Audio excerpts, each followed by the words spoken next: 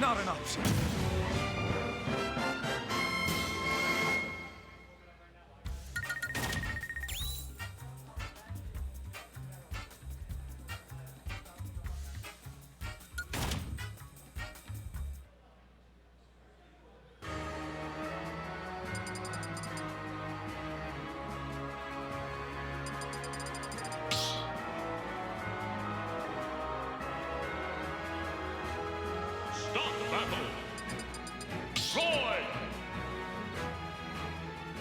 Palutena.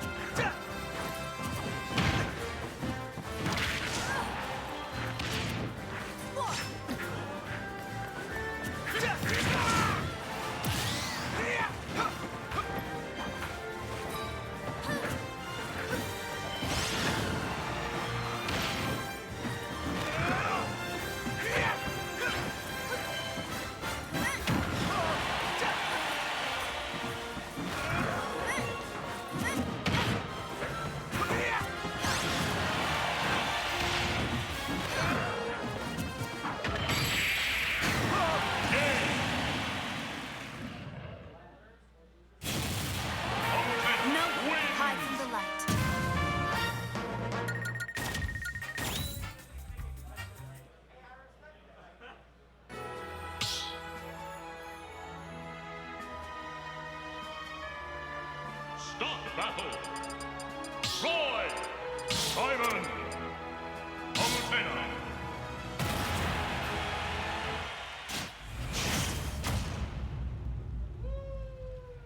3, 2, 1, go!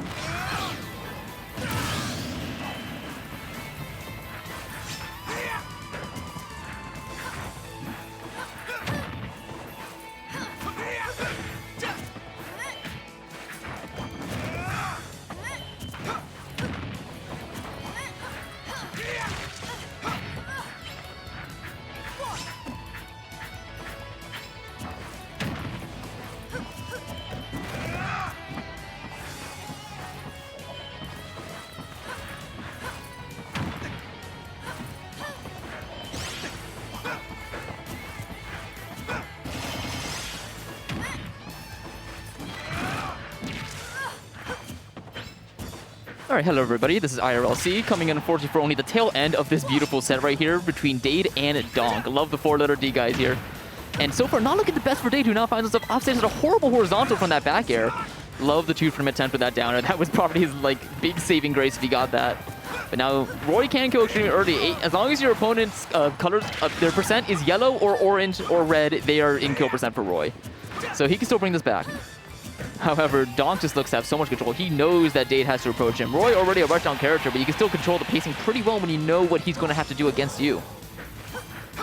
All right, re-grab. Not going to go punished by Dade, who's just dashing back and forth. This is so scary, just watching Roy hunker down for that jab. The teleport cancels into the side B. Not going to take it, although that was pretty odd, I have to admit. All right, falling fair. Dade is shaking his head a little. He needs to get his mind into the game right now. Perfect F tilt to do it. All right, 134. This is doable, but it's going to be so difficult. Donk is playing so effectively. This is 50%. This is going to lead to at least 50%, I think. Oh, 45, close enough. Oh, I thought for sure we were going to see a 2-frame attempt with down air, because Palutena, or I guess she was at a horizontal, which makes her significantly harder to 2-frame. All right, but right now, Dade has some solid stage control, gave it up on the platform, parry the jab trade on the side. Yeah, that's going to be it. Oh, so close. Dade was doing it right there. That unfortunate side B on the platform just gave Donk enough time to punish it. Ooh, what a hot start to tonight. That was a nice back and forth set. You love to see it. And next on stream, let me check what that actually is going to be. No, but great showing from both players. Dade, unfortunately, going to go into losers for it. Donk just really capitalizing on that game. All right, and next we have... Who do we have next? Why can't I find this on start.gg? Oh, there we go. Is that Mokou?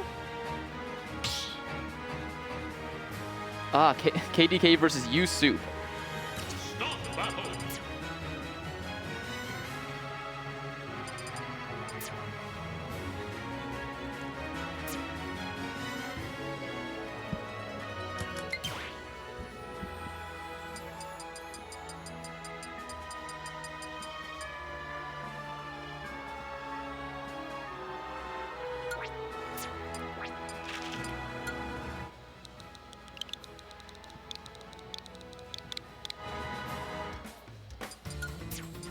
All right, this is already winners round 3 here coming in as our second stream match of the night. And I actually don't know who these players, which characters these players pilot, and so I'm excited to see it.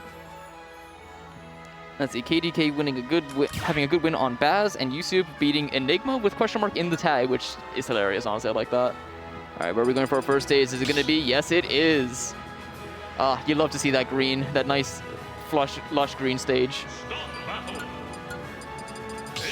Oh, okay. We get a Donkey Kong, though. That's also cool. And the Daisy color Donkey Kong, that versus the Piranha plant. I am excited for this. I actually play a lot of plant, and I just have to say, he's one of the dumbest characters in this game, and he is so much fun. And has a surprisingly good combo game. Also, people sleep on plants up here. I think that's a really, really good move. Not only for comboing, but also it kills really, really early, and people just are never ready for it. All right, but let's see here. The big slap going up for that. I thought that was a DK dash attack. We were about to eat a big combo if that happened. Oh, but here it is. Okay, thankfully, oh my goodness, YouSoup avoiding all of that. I love the Patui off ledge to get just back onto the stage. And here we go, another YouSoup Patui against this jumping ape. Stuck on the platform, that up smash covers so much of it. And nope, yep, exactly. You can't just be lazy drifting in like that. DK's hands will get you. And again, I love these anti-air Patuis that he's doing. He knows, YouSoup really trying to catch KDK jumping, and Plant is really good at comboing out of Patui. Fun fact, whatever direction Plant is facing is the direction that Patui will send. Great spike on that down B, the most delayed DK jab I've ever seen. But even then, keeping this going, and already, even percents, oh, as I say that gets knocked out. But YouSoup at his on his second to last stock. Down smash, that's not a move you see too often from DK, but a perfect punish on that parry down air. Yeah, there you go. Some of the classic Plant ledge traps. Throw the smoke screen now and then just Patui in it, or down B. You know, but oh wow, that dash attack was so active. This could be a huge thing. Pants is very easy to spike, or just hit in general, and there we go. Beautiful edge guard coming out from KDK. Should have known he played DK from his tag. Oh, I love these down. Wow, I thought for sure dash attack was going to beat that Patui. That would have been insane, given how amazing Patui is at beating just about every move in the game that isn't a reflector. Down throw into up air, yeah, that is a... If he did get down throw into up air, that was going to be a true confirm into Patui into double jump aerial. It could have been back air or forward air. Or even another up air. Oh, no capitalization on that missed tech. Instead, YouSoup eating a get-up attack. I love that forward air attempt. And ooh, the schmovement. Little B reverse down B. All right, yeah, that was a preemptive up smash. Going to eat a giant punch for it. Don't get spiked by your... Okay, good. I love that fan down B. It's so much fun. Oh, we got the smash crowds on the side of Piranha fan here, but unfortunately DK armoring through the Patui that could have led to a huge confirm. This could be it. Yep. Oh, not even graced with a kill screen right there. Just the straight yeet into the skies.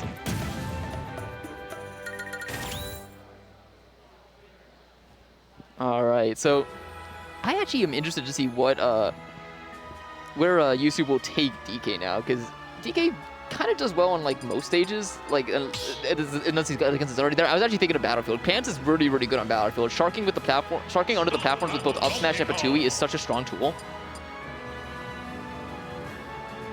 And all right, yep, he was really thinking about that fake right there. Let's see. Yeah, YouSoup bowing his head a little, really thinking about what he needs to change for this. And there we go. We got even the classic Battlefield theme. Such a good song. Oh, down B sends on the platforms on the stage for DK. I actually did not know that, and that could be a huge opportunity. And wow, YouSoup has just been falling victim to these platforms so far. But that down air, oh. There we go, finally something getting started, but KDK not missing those techs, and already a back air, almost taking it on the 9th heaviest character in the game. Beautiful recovery, able to angle that up a little bit to avoid the 2-frame. All right, Plant has one of the best gentleman jabs in the game. It's so good, and I love that Patui just to cover him, recovery, and force. Oh, that was an air dodge. That was definitely an air dodge from KDK. That should not have killed DK. All right, I do like the falling up air attempts from YouSoup right here, because again, they will lead to a lot of percent. Back throw, not usually what you see. You normally see down throw at this percent, so I imagine that was a misinput. Ooh, beautiful forward air just off the edge to say, just to stop KDK from hanging on that platform, but the back air going to take it, and Giant Punch is on deck. Back air down B. I love KDK's use of down B, and oh no, the jab block unfortunately knocking KDK right off the stage, going for a hard down air read, but YouSoup knowing it a little bit better than that. All right, that is one thing. Oh, what? That is actually so unfortunate for KDK. Oh, yeah, for those of you who don't know, you can actually cancel. Ooh, bap, out of there with the down air up smash. But yeah, for those of you wondering what you just saw, you can actually cancel Plant's down B by pressing the attack button again, just by pressing A. And instead of going the full length, he just only does a small distance, like the smallest distance possible from his pot. It still has a hitbox, and actually is a pretty good move. But yeah, that's just how you want to, if any of you aspiring Plant Mans are out there, that's how you avoid getting like spiked when you use down B. When you know your opponent's nerfed. Just press A, and then your down B won't go anywhere. All right, great use of Patui. Again, these platforms really, really help with Plant's neutral B. And again, this is kill percent up smash, or even up throw on one of these platforms could take it. Down B not going to do it just yet. Does not send straight up, but that forward smash will. That was really good placement. All right, wow, DK's foot beating the Patui. Don't jump into. Oh my God, you brave soul, getting the jab block out of it. Down tilt forward air. Yeah, this is actually in YouSoup's favor now. Oh my goodness, KDK has been fierce about throwing out these smash attacks. Not going to get the re-will rock you. Oh, there we go. Beautiful nair. This is getting intense. What happened here? You can see YouSoup is just throwing out so many anti-airs. The sliding F2 not going to take it. I love the smoke screen effect with using the side B. Barely avoiding that 2-frame back throw. Don't you dare air dodge. Good job. Ooh, that was getting scary. All right. Yeah, but this is a bad spot. You don't have a jump. How do you avoid DK back air when he misses it? Oh, so close. Almost got the little, I like the little wave bounce that YouSoup did with the side B, but unfortunately, I do think that's spot his demise. Just a bit too much end leg on that move to properly maneuver around DK's giant head during that up air. Great stuff coming up from both players there, and Battlefield was really a good choice on YouSoup's part, but KDK is going to be taking it. YouSoup unfortunately going down to losers, but hey, he already has a win under his belt, so he's got that. And with the way he's playing, I feel like he's going to do pretty well down there.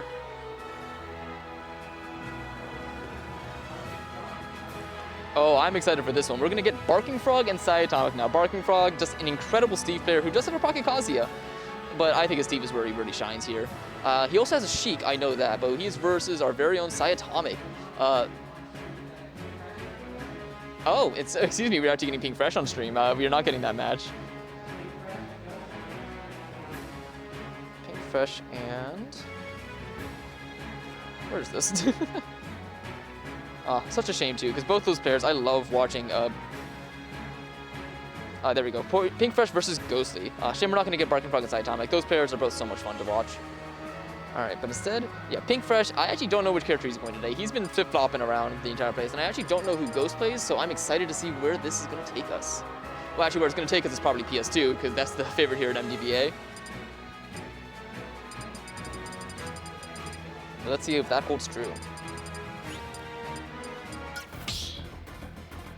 Oh, I love whoever picked this song. Gen 7 music is so good, especially the Elite 4 battle song.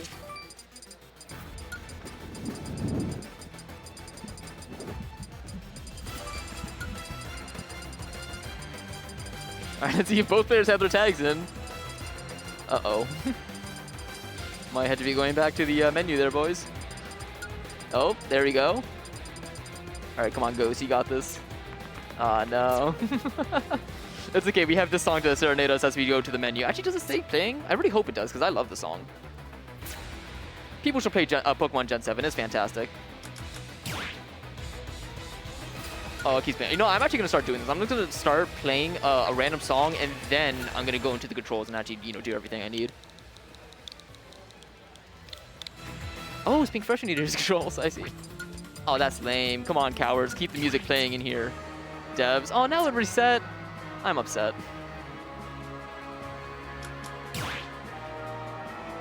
All right, let's see which stage we're going to first.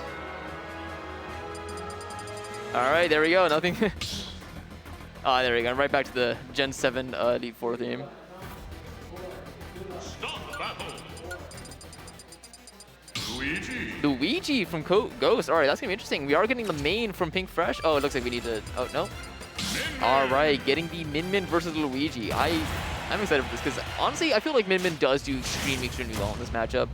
Luigi he struggles to get in, especially with the high jump height. Min is the queen of catching jumps from a distance.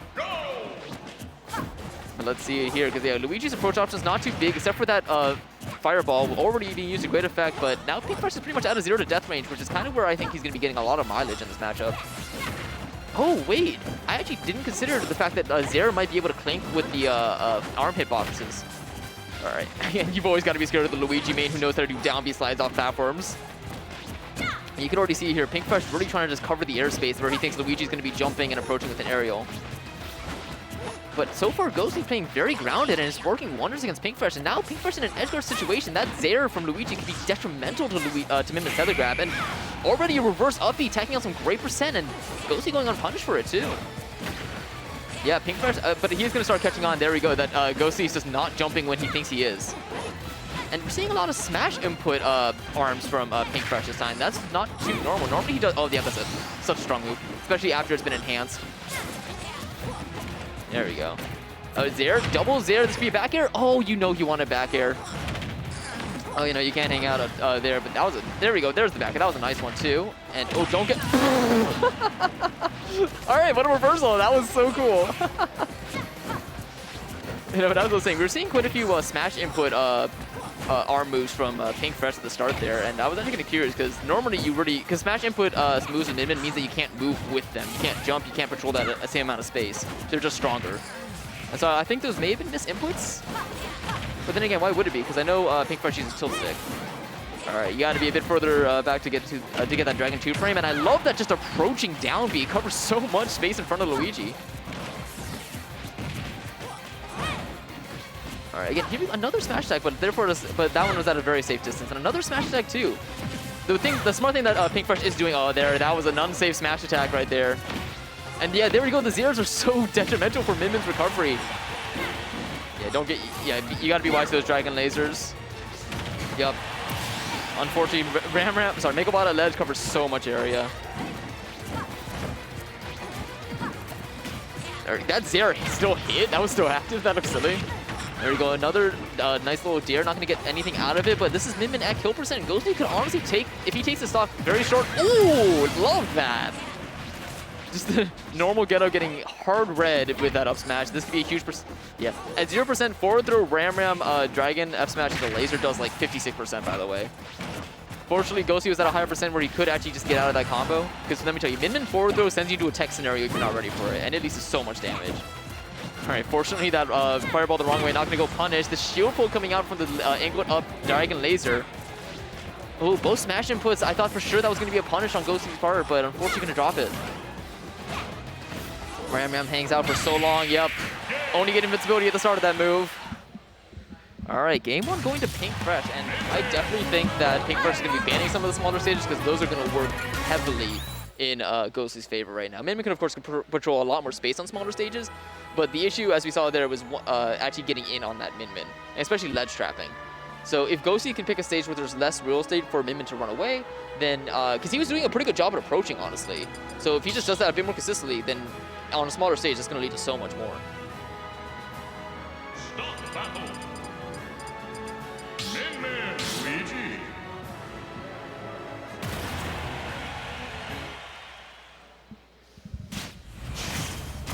All right, game two coming in. Unfortunately, all right, we are getting small battle, but there we go, a very small stage for this.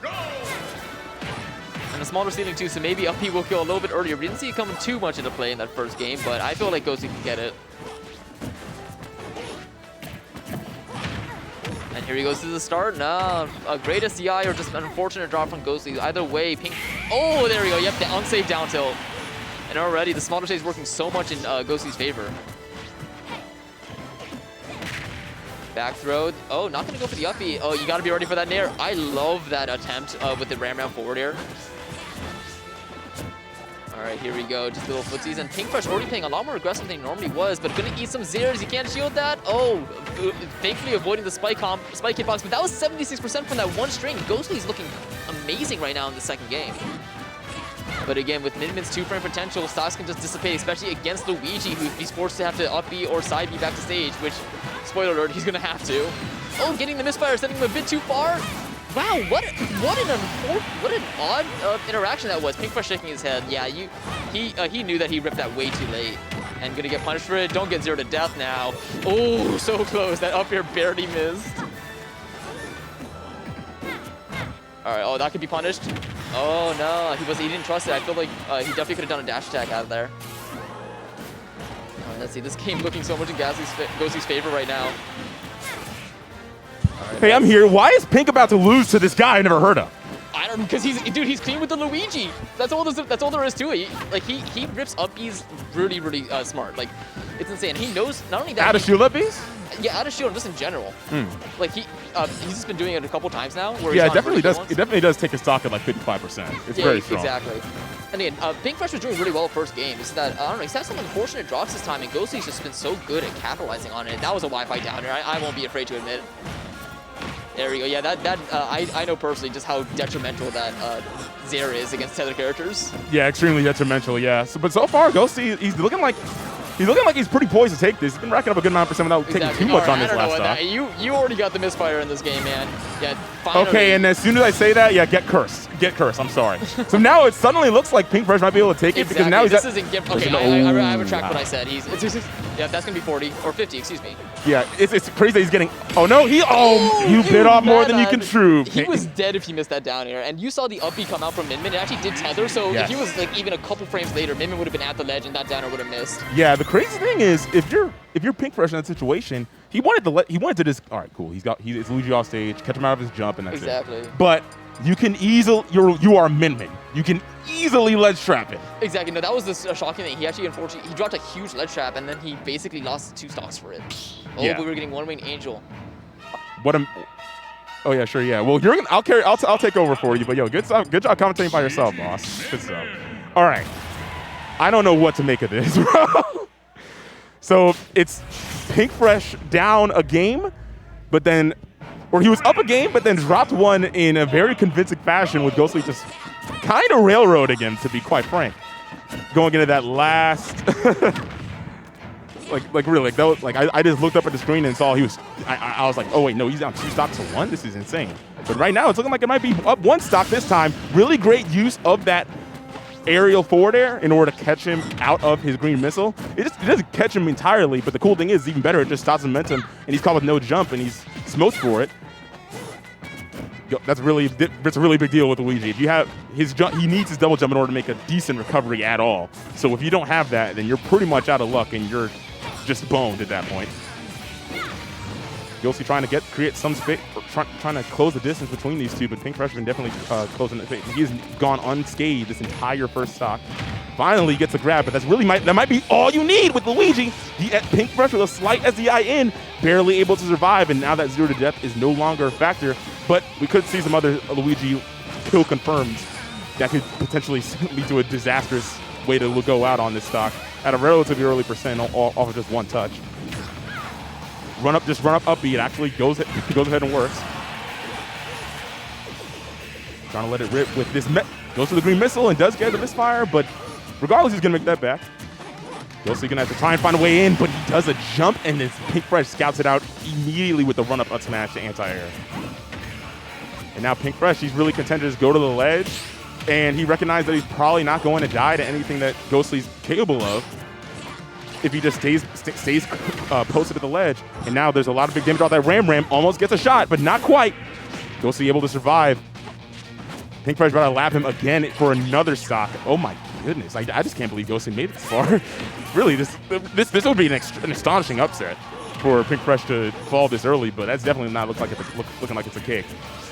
Oh my goodness, goes for another up B. That seems like the Ghostly special, as I've been hearing about, like IRLC was saying earlier on commentary, but as it stands, he's not finding him. Pink Fresh definitely tightened up the spacing. Getting out of shield up B by Luigi as Min-Min is absolutely crazy to me. So Pink Fresh seems like he's awake, like, oh no, we're not doing this. I'm not letting that happen to me again. Like fool me once and fool me twice, you know, but not at least not thrice. We're not letting that happen. Pink Fresh needs to content to hold his ground on the ledge, because with 4.5 minutes on the clock, it's really going to have to be up to Ghostly to make some type of move here. The jump is in store, goes for the Ram, and he actually misses up the timing on when he does the up B, so he doesn't get clipped by it. Fault, that was a great punish. The Cyclone drop down through the platform was a great idea from Ghostly. Good stuff. And theoretically, this could become easy very quickly. And as I say that, he almost gets the grab that could have potentially led to a TOD, but not able to find it. Goes for another one. Nothing going. There's a go. Down tilt, but oh wow, Pink Fresh DI's in, and that makes it so he doesn't get the spike hitbox on that down air. And now there's a Ram, but he's still got to jump in store. That's the second time. It's even. Now, Pink Fresh, it's even. Okay, all right. That's the second time that Pink Fresh went for that same exact edge guard, and he almost, he lost the last game for it, almost lost that game for it, because it was even percent. It was actually even. I don't care what anybody says. That was even. Like, it's Luigi. Like, the same way people talk about Kazuya, like, we all know it's Luigi, bro. Yeah, I'm not sure what the bracket's looking like, but I do believe I'm going to have a match coming up, because I definitely lost early in winners. I got seeded into Dark, who is clearly the best snake in Maryland, so I got waxed. Waiting to see what happens with that. Good stuff to Ghostly, though. Being able to catch, you can't even say that he caught Pink Fresh off guard, because he definitely lost the first game and then took it pretty convincingly in that game, too. But, yeah, the adaptations were definitely made by Pink Fresh to be able to clutch it out. Good stuff to him. And Ghostly definitely did come close, but it's just, it really is, it's not even like a skill issue. It kind of is a skill issue if you drop your combo in that situation. But more than anything, I'd say that it's a human error. It's up to human error at that point, because he really had to catch them on reaction, like whether they're going to DI out on that down throw or DI in. And you have to very carefully microspace your joint so that way you can actually get the proper follow-up afterwards. So, yeah. But overall, good stuff to Ghostly. I'm not sure what life is like for Luigi players. I'm not one, thankfully. Instead, I play real characters like Hero. Real man characters. But yeah, I hope you guys are doing good. Great stuff to Ghostly. Unfortunately, he's going to fall down to the loser side bracket, but that's cool. To me personally, like if I go to a local, I think of going to losers as just having more games to play. Honestly, more opportunity to learn through competition. Of course, it's different if you're actually trying to, win the whole thing. You have a little bit of a harder road. But in terms of what locals are generally meant for, in terms of just learning, in terms of preparing for, like, if you care about regionals or majors, preparing for those experiences, so that way you can go out and apply yourself. Yeah, just make the most out of every match that you have in bracket. And some people will kind of give up early, and when they lose in winners, and they'll immediately be like, okay, I don't really care as much about this tournament anymore, because I'm basically not, and they count themselves out. But that's definitely not the way it has to be. So yeah, up next on stream, I'm checking the bracket to see what is going up next. And aside from this match, we got a lot of interesting people here tonight. We got Joj. Joj's his last tournament before he leaves before he moves out of town, and a lot of other people, great talent here, such as Mokou, who is clearly dead, unless Micro with a, wow. He was looking so good until he wasn't. I love the Mr. Morale in-game tag, but yeah, Micro, he almost did the thing to Fox. That's Fox's kryptonite, absolutely, in this matchup. But yeah, a little bit of a mess up on the second forward that would have led to his stock, and then he missed Biff's recovery. So far, he's not doing too bad in terms of stacking up a little more damage in order to get a little bit closer to taking the stock off Mokou.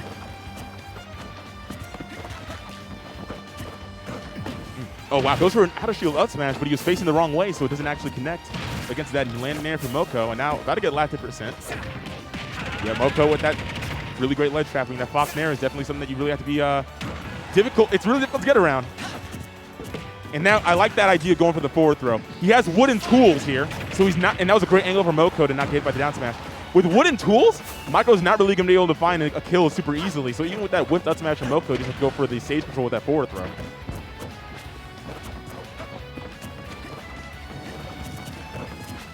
Oh, wow. I like the idea of going for the pivot grab, but Mokou's a little bit too slick to get past, to get hit by that. And now that Nair up smash is going to connect. And Mokou looking very convincing. This is Mokou's first tournament in actually a while. He's been fairly inactive throughout the month of October, to my knowledge. And it makes sense. I mean, yeah, he's a pretty young guy, so it's so commuting might not be the easiest thing for him. But when he has come through, he definitely has been coming through in a major way. Wow, the Nair train, three Nairs back to back. Wow. Yeah, when he comes through, he definitely comes through in a major way. He's definitely been taking stocks off or taking sets off of various top players around here, in the state of Maryland, in the form of ZD, Dexter, maybe even Enhanced. I haven't been keeping track too much of the win-loss record, but it's definitely stacking up extremely well against Micro. Oh wow, the anvil falls off the block and then gets a hitbox and doesn't kill, of course. But oh wow, I like the idea for Mokou there. Oh, that's actually a great mix-up against Steve. If you up throw potentially. Oh no, not quite. Even with Fox going as light as he is. Oh, nice use of the down tilt. Mokou with a really great angle. Generally, that works against a down smash, but yeah, that down tilt, he's not going to be able to cover that. Gets off of Micro and that adaptation with the ledge trapping. But even more phenomenal is the convincing 3-stock from Mokou. Wow. Yeah, I'm surprised that he didn't go for the up throw there. I figured that it would kill at that percent. On Fox, like considering like Steve having a good amount of rage, and Fox with the extremely light weight that he has, you think that it would be enough to seal the deal there, but not quite. 3, 2, 1, go! All right. Now, Micro did lose that first game. Like, he lost it with the 3-stock. But let's consider the fact that he did have to play from behind after an SD when he almost TOD'd Mokou. So that's a little bit unfortunate for him. Gets a nil combo to get things started. Decent amount of damage. Not the most he could have gotten with a little bit of a drop, but still, definitely going to take what he can get.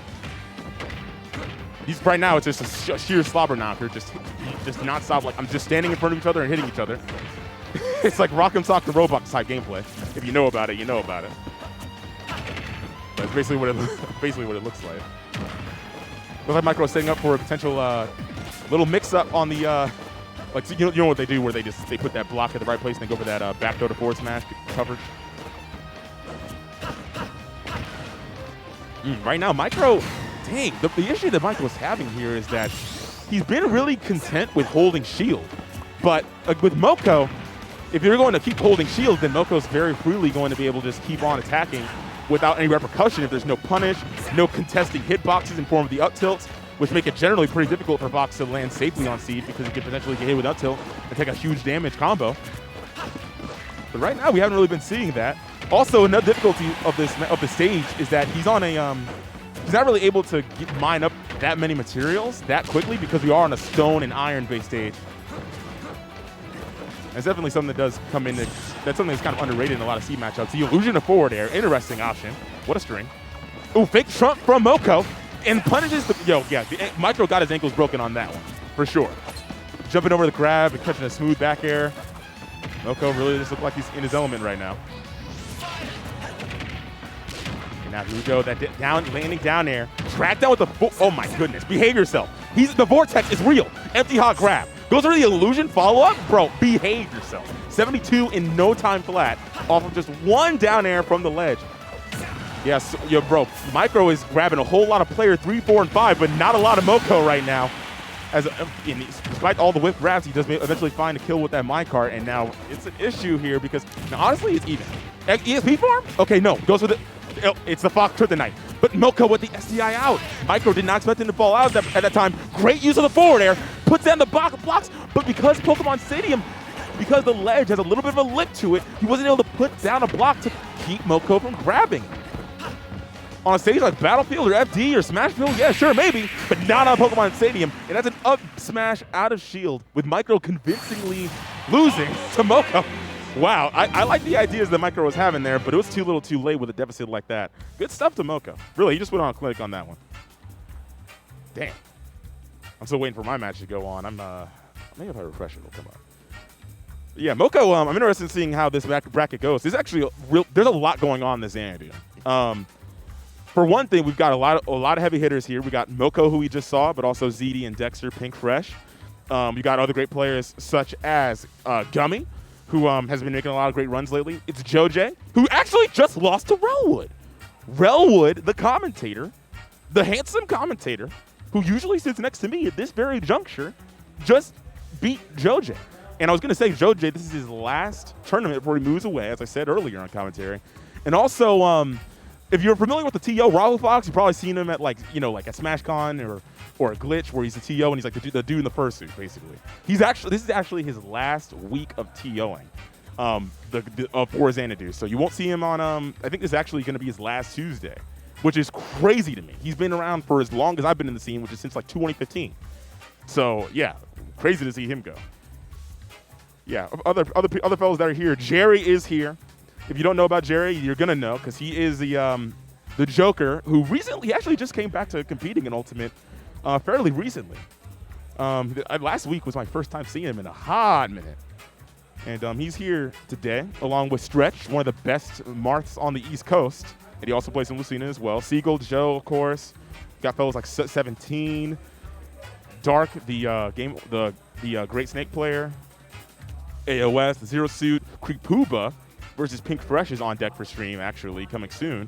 And about maybe about 20 or 30 minutes after these sets pop off. And Creepuba, if you don't know, that's a high. He almost won Tuesday over ZD last weekend. He almost won Xanadu over. I'm bugging over my words right now. Forgive me, but he almost won Xanadu last week over ZD. So with Ridley and Fox Ridley, I can't imagine that matchup's very fun. But yeah, also ZD's here, and we got Bargain Frog and Psy Atomic. Bargain Frog took some time off for school, and also he got engaged recently. So congratulations to him. I'm not sure if he got engaged, if he's been engaged, if he's still engaged, or if he got married. But good stuff to him, and congratulations to him, his partner. And also Psy Atomic is if you don't know, if you saw the glitch moment of the Crom and the Lucas, that clip of the ridiculous Looney Tunes gameplay between those two. Psy Atomic was the one that was piloting Crom in that situation. So yeah, a lot of interesting matches coming up. Yeah, a lot of interesting stuff to see tonight. And we're gonna have to. And right now we're gonna see Wood versus K24. So it's gonna be interesting to see how this pans out with Wood with a pretty demanding, pretty convincing upset or surprising upset over Joj. Joj is definitely like, I'll put it this way. I don't think I've ever. I've beat him a little bit, but he smoked me throughout the entirety of Ultimate. And also in Smash 4. I can't handle him. I'm not that guy. I can't do it. But apparently not a lot of people are usually able to handle him because generally he's pretty damn good. So it's interesting to see that Wood was able to conquer him. And Joj plays Diddy primarily.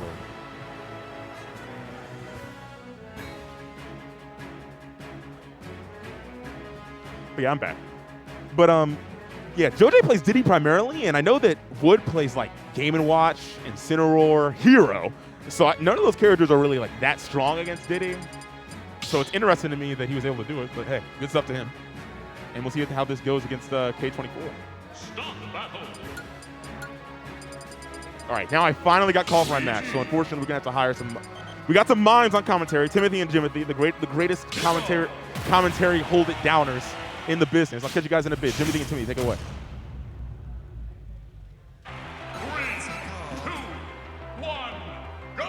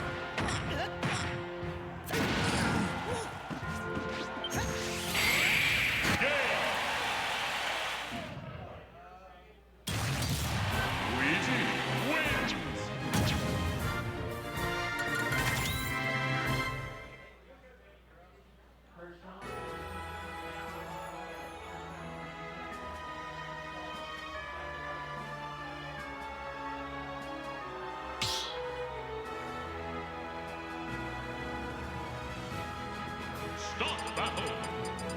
Luigi.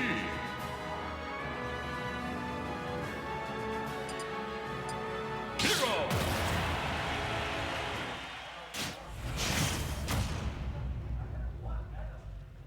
3, 2, 1, go!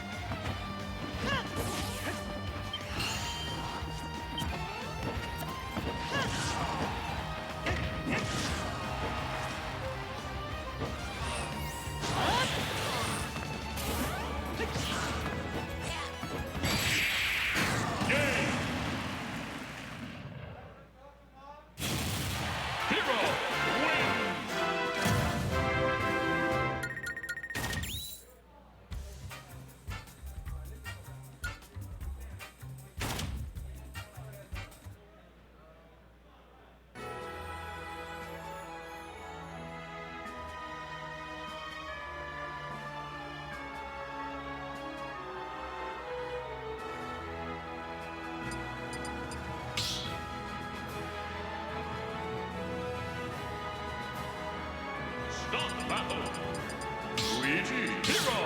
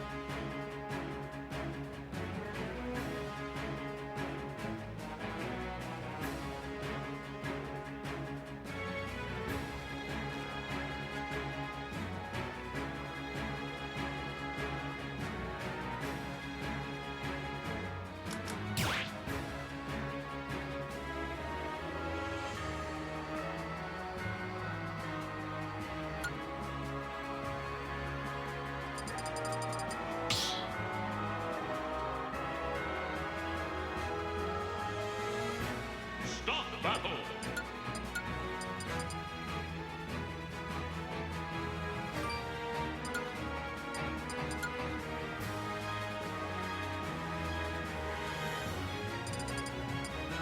Mythra, Marth.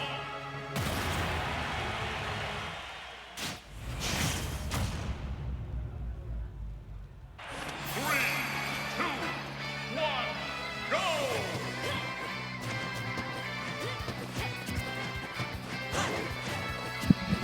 What's up, guys? Welcome to Xanadu number 400 and something.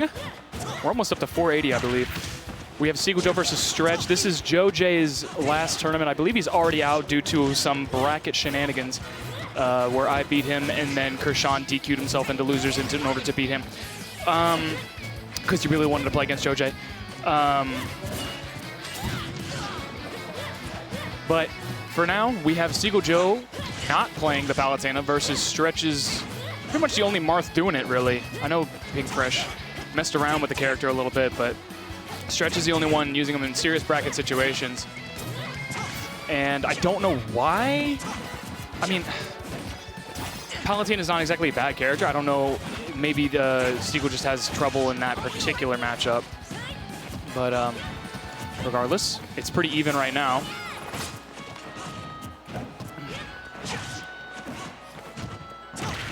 And I see Seagull swinging with the Pyra to try to get. Are you kidding me? That worked. I ain't even mad. That was just innovative. And now big Pyra damage coming out, and you are out of here messing around with that. I guess he knew that Stretch likes to do that side B stall to, oh gosh, mess around with, stall out the inevitable Pyra dares, but instead he goes right off stage with it, bravely, I should say. I want to go ahead and say that Marth has the better recovery between these three. All right, Stretch being very careful, doing the low tier weight where you don't have actual pressure options, so you just have to jump and hope that they're scared. I talked to Stretch about how weirdly good downer is. It's like safe for no reason. And it's like, it looks stupid. It looks like a bad move, but it's actually his best neutral aerial. Everything else is pretty punishable. Nice punish on the get-up attack there. And a tipper up air to take the stock at reasonable percents. Nice little tipper jab. I thought tipper jab would do more than 11 base damage. That's kind of sad.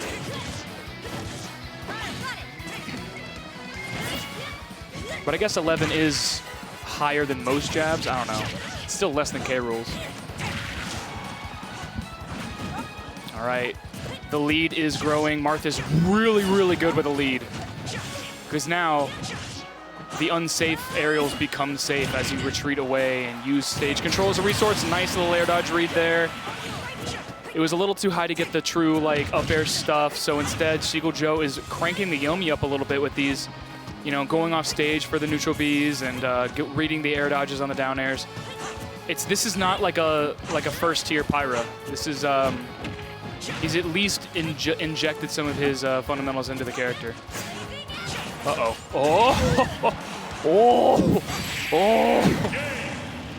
Oh, that was so nice. Oh my God, these guys are reading the crap out of each other, and I love it. I love seeing the Yomi. Why is there a microwave just sitting over here in the middle of the commentary booth? Whatever. Stretch with the Prince of Persia facial hair versus Seagull Joe. Oh, and Kershawn and Joe J are just now playing. Losers round 3. Good stuff.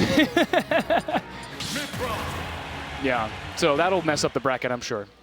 I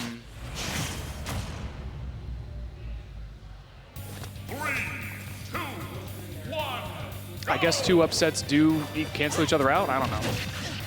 But, oh.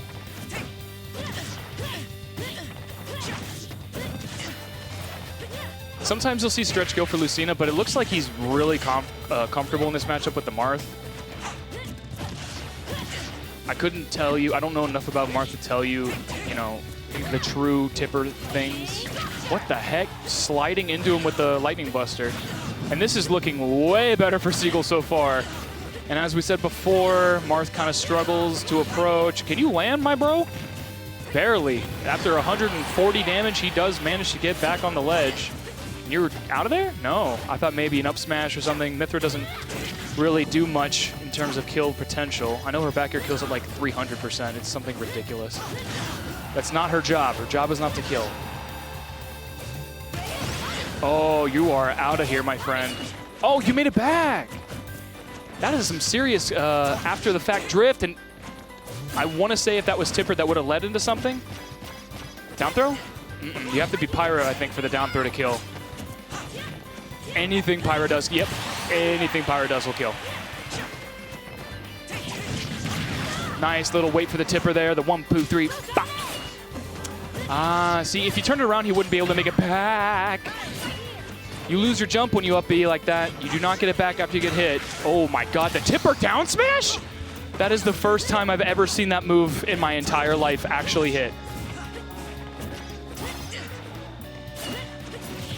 Okay, he's coming up with the shield breaker. That, oh my God, I've never seen that used as a frame trap move, and that is so cool. The Photon Edge frame trap. I've never seen a Pyra Mythra use so many B moves. Speaking of which, poke on the toes. Hey, where are you going? Can you counter that? I know Incineroar can do it for a free revenge, but revenge is a lot faster of a counter. Okay, it doesn't matter when you can just edge guard him the old-fashioned way. Now Stretch, despite the awful start game, stock 1, I should say, is actually doing really well for himself here. And he's back in the advantageous position of having these fast characters have to approach his big hitboxes. Or fast character, I should say. Oh my God, he went for it. Wow, so clean. No hesitation on the ledge there. And I keep waiting for, you know, a counter to come out or something, but I guess, I mean, obviously Stretch knows better than I do. You're dead. He got caught at the platform there. That's a pretty low committal option. A lot of people like going up to the platform to escape, but it can really mess you up, and you are out of here, my friend. Oh no, don't like this. No! Oh my God! What the heck? If he would, I don't even think Seagull was mashing. I feel like he could have woken up. I feel like he could have woke up if he wanted to, but I think he resigned himself after the shield break. What's up, everybody? I'm still in winter, so I'm probably waiting for a stream match or something like that. I don't know. But who knows? This bracket's all messed up. I don't have the bracket up with me, so.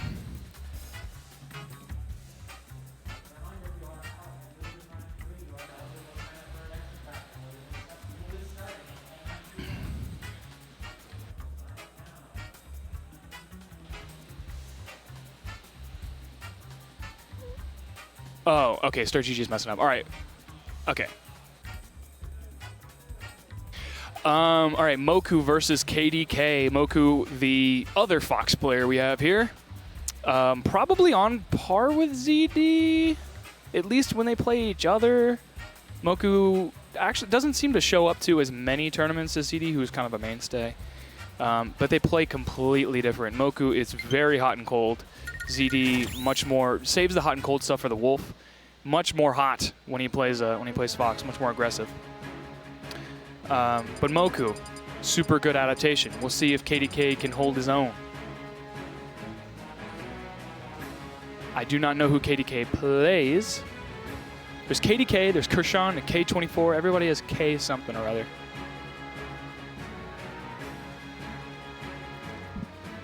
But I'm excited to see, you know, I'm always excited to see Foxes play because you never get to see like high-level Fox play really. It's really just, it's like Light and like Comet, maybe if you're in that region, but he doesn't travel as much. And of course ZD goes Fox, but he's been playing like 50% Wolf lately. Donkey Kong, you're done. It's over. Good night. I'm kidding, obviously. If Mokou doesn't play this really well, it could go really bad for him.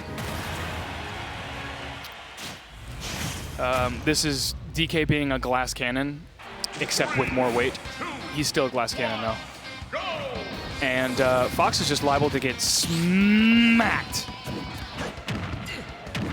Oh my god, KDK, let's go. KDK, I should say KDK. KDK, yeah.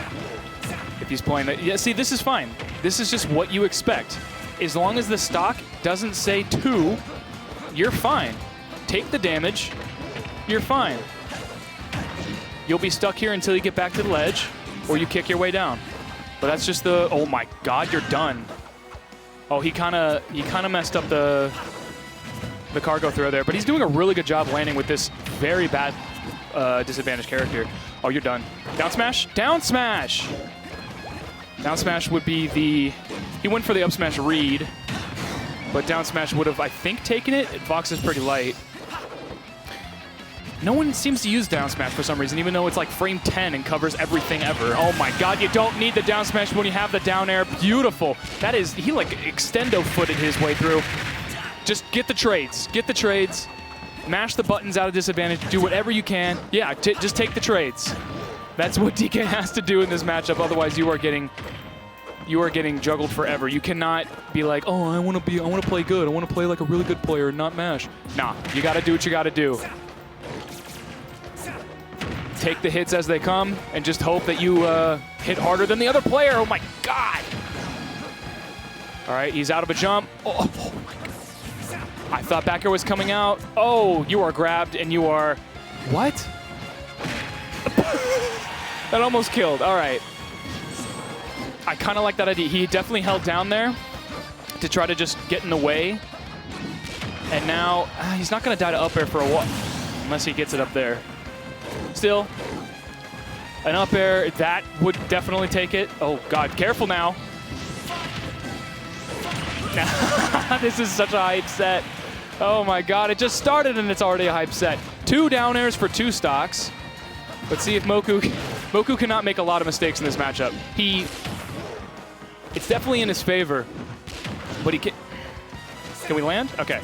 But he can't make, I think he can only make like 3 mistakes. And if KDK can get out of the, oh gosh, what? If he can get out of the Nair up smash range, oh, okay, Mokou went for the safe bit. He still has a giant punch to land with, maybe. And he uses it. All right, we are now in berry percents. We are now in cargo percents. I think he's looking for down tilt to get maybe a jab lock situation. Mokou is terrified right now, missing a lot of these could-be true punishes. You are swinging with that armor, my friend. Oh, you're done. Okay, never mind. Somehow, still letting these punishes go. Finally gets a back air at 200. Mokou's so afraid of messing up any unsafe punish Mission complete. that he decided to take it down the old-fashioned way. Back air at 200%. I was a lot closer than it had any right to be matchup chart-wise, and that's what I'm saying. DK is a player counterpick, not a character counterpick, a player counterpick. And you could feel the sweat dripping down Mokou's forehead on the last stock there. Nobody wants to be the Fox that loses the DK. We're going back to PS2 because people don't know that this is DK's best stage. Having the most relevant common having the most common stage pick as your best stage is definitely good in this meta. Yeah, fight your way back, and he's back to the ledge. Prominence revolt. It's so weak too, it only does like 9. Okay, he keeps going for these down Bs, which is good if Mokou is approaching from the air, but Fox is always hopping on top of you. Ooh, the up tilt barely missing the mark. And you are still going for the grab tech chases instead of, you should be done here. Instead of anything crazy like that, up tilt, up air, he's going for up air instead, and he gets the other up air into the, Jesus, criminy. Get up attack. Okay, that works too. Fight your way back. You get some damage, but you're gonna have to land eventually. Yep, Finally, his dash attacks get punished. It's not... Are you kidding me? And he just wastes his giant punch. Not sure why. That was... Oh, Jesus. Here we go. If he can get away with, I would say, 50 damage, and then he's good. All right, that's actually not bad. 50% for a Fox. That sucks. That sucks. Now you're down. You were doing a really good job keeping it even, but now you are down. Man, I would hate to fight this DK in bracket. This is terrifying. Somehow I feel like he's still not out yet. I feel like Fox, if he gets Fox off stage or tosses him out there and gets a down air or something, it could be it. Oh my God, he could have done it right there if he waited for the air dodge. Jesus Christ. Oh my God, this character's so much fun. Charges giant punch in his face, because what are you going to do about it? What are you going to do about it? You don't have a jump. I keep waiting for the grab out of shield, but I don't know if anything Fox does is punishable that way. And he keeps going for these berries. I don't know if Mokou's going to fall for that again. Has barely touched Mokou yet on this second stock here. He's just going to keep doing that, yeah. Okay, into the up air, not quite. Getting punished for that. Oh my gosh. Okay. Brave downer. I got to give it to KDK. These are some big swings, and I love them. Big swings coming out from KDK. And he... Get out of here. All right. He's going for Barry. The most survivable I've ever seen DK in this matchup. This is intense. You got to say, his disadvantage is... Still going for these grabs on reaction instead of something big like up smash or back air. And somehow I feel like this is even. Oh my God, if he misses it, makes you wonder how that would have gone if he did not SD at like 10. KDK laughing it off. It happens. But man, what an intense winners round 4 of all things. That was awesome. That's what I'm saying. You look at that matchup and you're like, oh, free. No, not at all. It's definitely a Zangief versus Cammy type matchup. Like, when I get in, though, it's over for you. Or like a Machamp versus Sceptile. We got ZD versus Pink Fresh.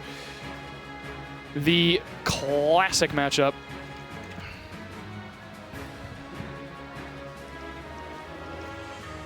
Oh, man. I still don't know if I'm up, if I've been called, if I've been DQ'd. I don't know.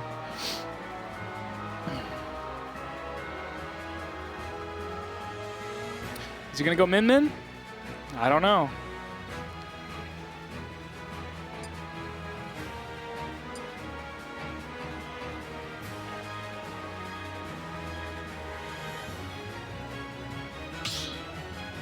Oh, this is Ultimate and Xanadu 479, by the way. So next week will be 480. That's a lot of weeks. 480 weeks of Smash. All right, he's going Marth instead.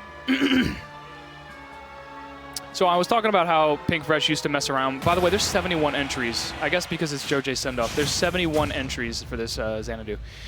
I was saying how Pink Fresh used to mess around with this character a little bit. So we will see if it has the sauce to deal with ZD, who is like I keep saying, one of these blue chip picks. So far, so good.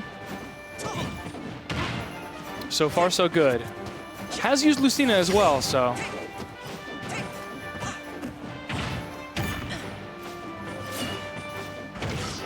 Okay.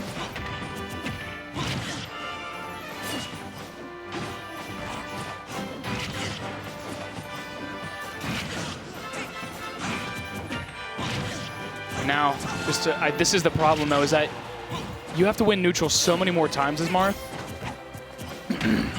Unless you hope that everything tippers, which it won't. For Wolf, everything does tipper. Even when it doesn't, it does. So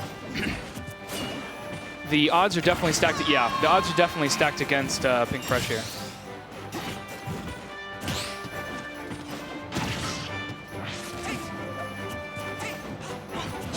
Oh, okay, I'm waiting on Jerry versus Cheddar. Okay, that makes sense. That makes sense. And that'll be on stream as well, I guess. Sure. Anyway, so you'll have me on the comms for quite a while. Oh my gosh, this is really getting out of hand here. Pink Fresh is going to have to basically rely on edge guards to get these early kills or something. I feel like there's not much Pink Fresh can do to just ZD waiting and shield for whatever he does. Finally gets the tipper back air somehow. That tippers. All right, how are you going to get off ledge, though? Manages to roll past it. And you don't have a project. You have big sword, but Wolf have big laser. And that damage definitely adds up. That probably wouldn't have killed if laser did not hit its mark a couple times. So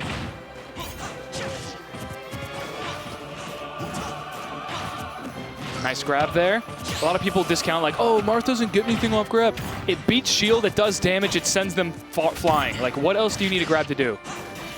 Yeah, it's cool if it would kill or combo win or whatever, but you don't need a grab to do that, to use a grab. Oh, you still have your jump, though? You still have your jump, though, right? You don't have your jump. Okay. Well, that did not work out.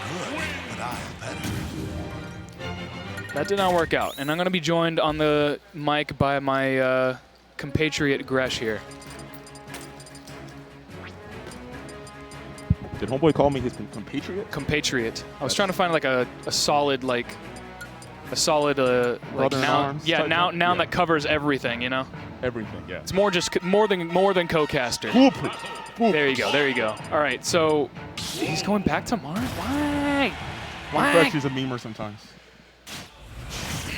I remember back when he was, I remember when he would go corn and be like, oh, yo, I could make a YouTube video about how I want local corn. Oh, I get it. He probably has done enough for his PR placement or whatever. I mean, he definitely went random against me one time, and we just ended up going random against each other. And loser semis, by the way. So that's real. That's real. It's real. It was. Yeah, he did not. Yeah, I don't know. But, I mean, Stretch is out here doing it big, just beating Seagull. So it's not like Marth can't, perform in these kind of scenarios. It's just Stretch is, like, pretty much almost a Marth solo main, and Pink Fresh yeah, is Stretch is Stretch for sure. Yeah, I mean, he probably has lapped out a lot of the tipper stuff, whereas I think Pink Fresh is just trying to fundamentals his way through this. Yeah, Pink Fresh has actually been dabbling with Marth for a really long time, I believe. Like, it's been a general friendlies character for basically since like 20. Since like 20. It's been in the back of the pantry for forever, and he's finally bringing it out to put it in the microwave. But like, I just don't think ZD is like Wolf is just so much more consistent of a character that you have to basically win 50% more of the time in these neutral exchanges. There we go. Oh yeah.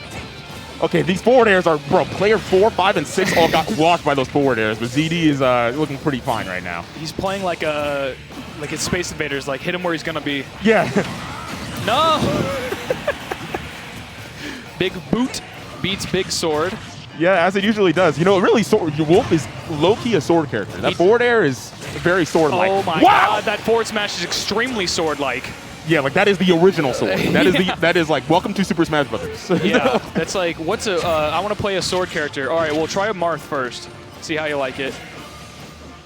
Yeah, so far, there's that. Oh, caught him out of his jump, and that's going to be a very, very early stock taken by ZD. Yeah. Pink Fresh burning his jumps a little bit early in this set. That's how he lost the last stock, the last game. Getting gimped by falling there because he already burned his jump. Mm-hmm. Wow. And now approaching his Marth is just rough. Oh my god. He tries to go for he tries to go for that forward smash again to get another early stock taken. It probably would have killed that percent. Marth forward smash is it's pretty strong. It's definitely the move when it tips. I keep wondering, can he just wow, nice ledge. Yo, this ledge trapping, the timing on the guard is insane. A little bit of a misinput perhaps. Why did that miss? That was right. The blue slash was right on him. Well, that's called, if you look at the hitbox and there's a little thing called bad game design. Yeah. You'll learn. Yeah, it's misleading to say the least. So yes. This is just, I don't know. He's gonna have to get an edge guard. Oh wow, back there. He's gonna have to either, a shield break maybe. ZD has been really comfortable in shield because Pink Fresh has only grabbed once this whole game. I'm surprised that didn't kill. Was that a border that tippered or was it back there? It was up tilt. Oh, okay. Yeah, I'm surprised. Yeah, there was an aerial that connected. I couldn't tell if it was back there or border. So I was too busy. Upwards aerial. Yeah. Okay, back throw. Yep. Go for the stage control. Oh, wow, nice He job. tries it again. He tries it it. again. This time it works. I was thinking like, oh, can he counter that? I guess. You know, if you think about it, this match is actually even. Is it? If you think about it. But I'm not, don't think too hard. I was not thinking about it. Yeah, like ZD is only thing he's thinking about is proceeding in the winner's side, taking that winner's quarters match over Pink Fresh with the Marth, of course. Yeah. You know what's crazy? Me and Pink Fresh, we're going to the gym after this. Say what now? Me and Pink Fresh are going to the gym after this. Going to the gym after this? Yes. It's going to be like 1 a.m. Yeah, it's DJ and hour workout time. If you know, you know. I just write it off as my rest day today. Yeah. Yeah. Well, it's pull. Yesterday was push. Today's pull, so I can't miss out on that. Yeah. Oh wow. Yeah. That's, I guess, funny how that schedule matched up. Yeah. Shout out to Mezio, by the way. He's the reason why I'm able to do this fitness stuff and get decent games. That's your out trainer, of it. yeah? Yeah. There you go. The dude from the buff guy from Twitter who is hot and dressed like our Naruto character that one time. But yeah, he's really. Which Naruto character? I don't know, bro. I didn't watch Naruto. What does it look like? It was one of the teacher guys. It's a teacher guy with a mark on his nose. And he has like from like the Kakashi or not the tuning exams Yeah, thing? The yeah. little like. Yeah. Okay. Yeah. One of the refs. That guy. Well, You know all the Genin, or not the Genin, all the Jonin kind of wear the same sort of like yeah, tactical outfit. he had a mark on his nose and he had his hair like in a like tied up in like a ponytail and it was big and bushy. I think he was one of the proctors of the tuning exams. Yeah. I don't know. I stopped. Well, he dressed like that guy. I'll tell you what. When I was watching Naruto, I actually was like 7 years old. It was like Yeah, 2005. same. Yeah. And you know what I did at the age of 7? I flushed my first anime. Reason why is because I was watching that Jonin Toonami, and it was Rock Lee versus Gaara, and it played the same flashback for the 7th time in a row. And I was like, you know what? I'm gonna watch Kids Next Door or something. Kids Next Door, the real anime. Yeah, let's do that instead. Or I'll switch. Or it was on Cartoon Network at the time. So I was No like, you know filler what? there. No filler. 22 minutes in and out. There were those half episodes, 11 minutes. Exactly, yeah. So So there was like a Yu-Gi-Oh! Zombie episode. Yeah, so at that point, it's like, you know what? I'm just going to change channels. Disney Channel, Zack and Cody. Yeah, I'm going to go on YouTube and look up Sasuke versus Naruto Part 1 of 10. And you know the Goku versus Frieza fight is like 5 hours long in the original Dragon Ball? And back in the day on YouTube when it would be in like 144p and it would all be chopped up because, and then like Part 4 would be missing. Yeah, those were times. Those were definitely good times. The kids don't know. The kids don't know. Yeah, YouTube was a different beast back in the day, bro. It was weird. Shout out to stick pivot, and stick figure fights and all of them. YouTube used to just be somewhere you uploaded like home videos to. Yeah, now it's become commercialized. Yeah, as everything does. But we're going to have to see Mokou versus AOS. Mokou just off the win against KDK. It was actually really close, but KDK SD'd. Actually, I'm going to ask him right now. One sec. I'm going to ask Mokou how to pronounce his name. I say Mokou and you say Muku. One sec. Mokou? Mokou. Mokou. Like Mokou. But I'm going to ask him. Mokou.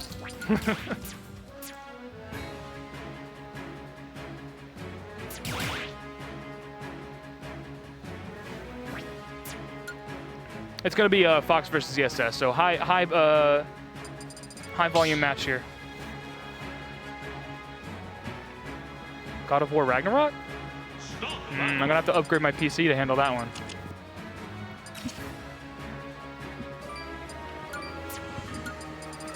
Fox. YouSoup Samus. All right.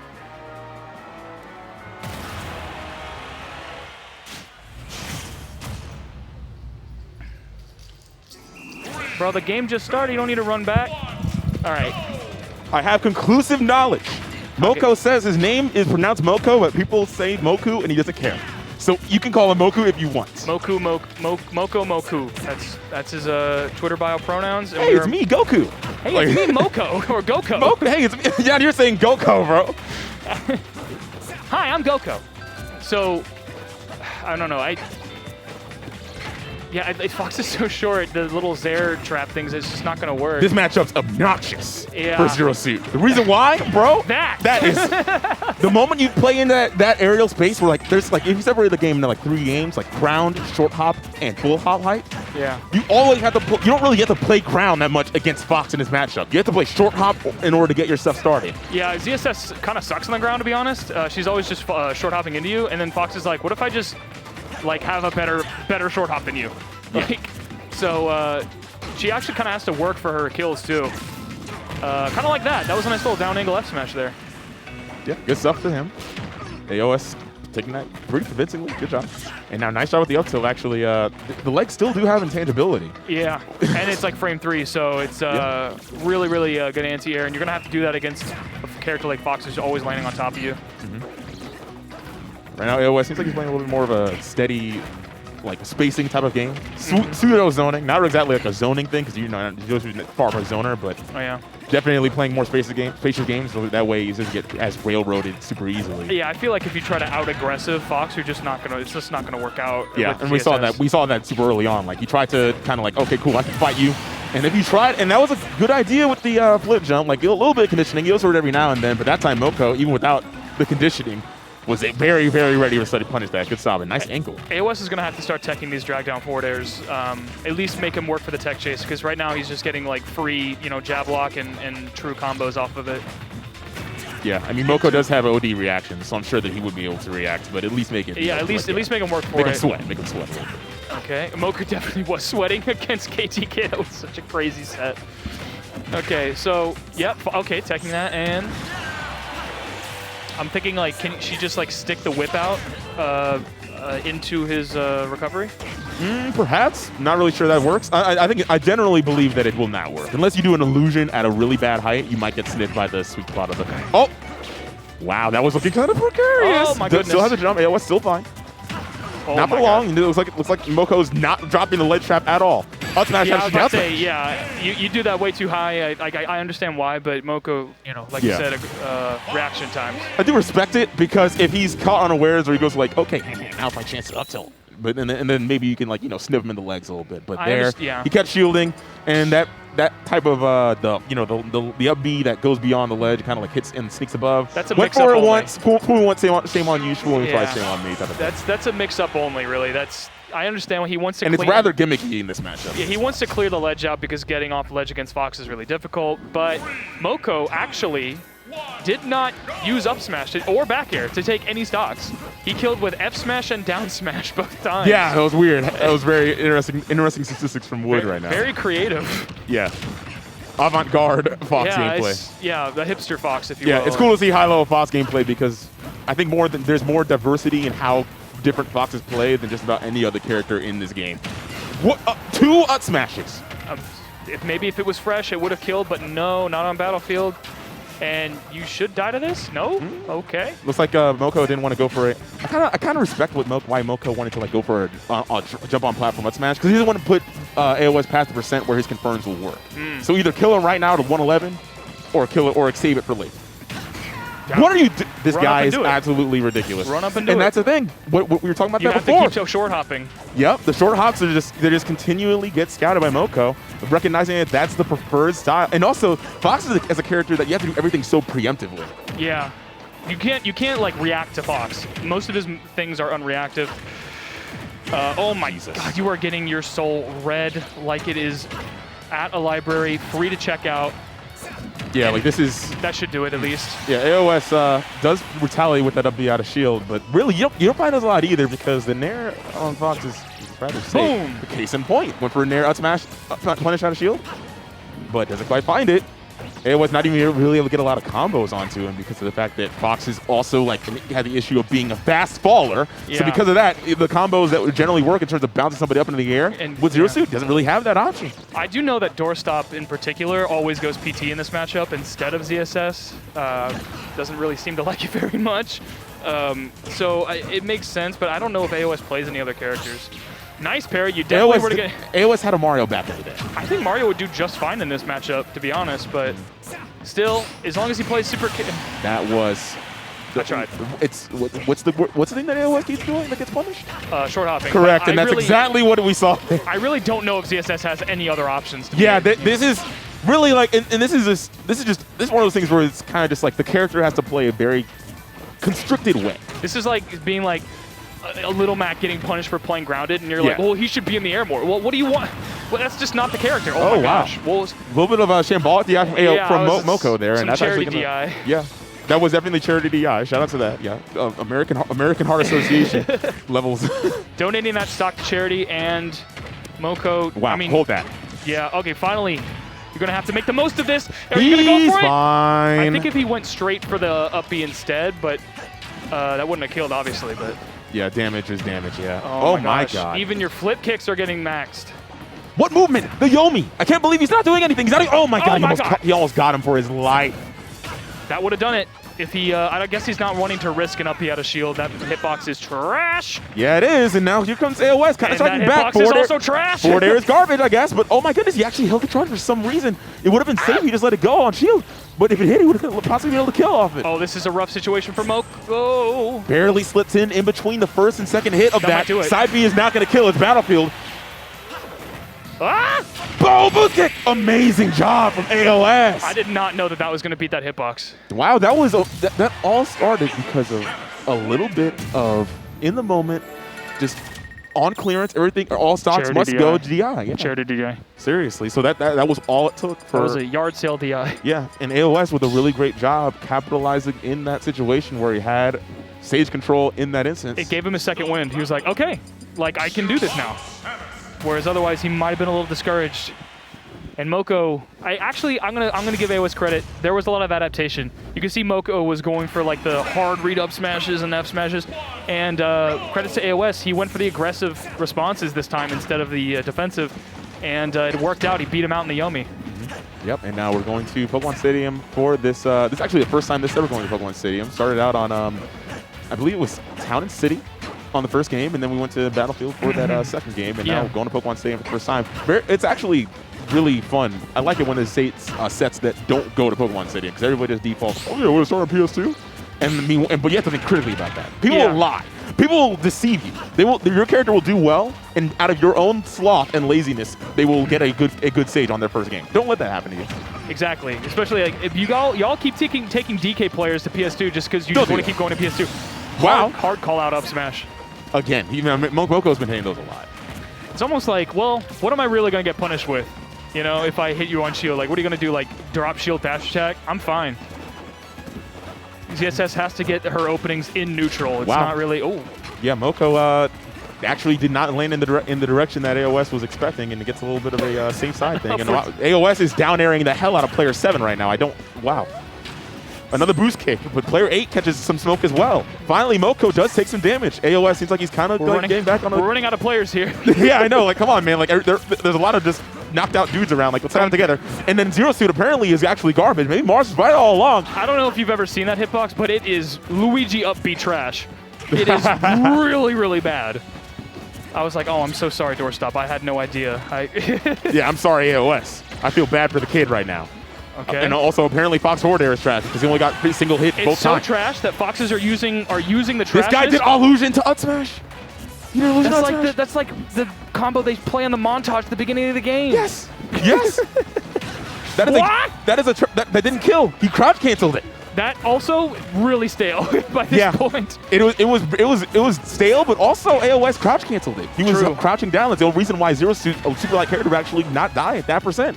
Even with a little bit of staleness. Wow, down tilt actually does 2-frame. That's nonsense. Trying to go for a ledge trap. Bro, he's hitting nobody. And there's the DI check. And even with a good DI, I was smoking. 40-yard punt. 40-yard punt. It's good. Actually, no, it's a punt. It's a punt, yeah. It basically just gives, just like a punt, it'll give AOS another chance here. Got him. You're done. What a guy. He did. Do you parry know, into dash. Do you know how hard it is to parry a dash attack and then get a punish up smash out of reaction? He That's had to insane. react to the cross up, yeah. Oh! He's fine. He's okay. fine. He has to jump. Unless Mokou actually vanished. Put both boots on him, the 1 and the 2. Yeah, 2 purrs. Shout out to Nelly. Fox is definitely getting 2 purrs.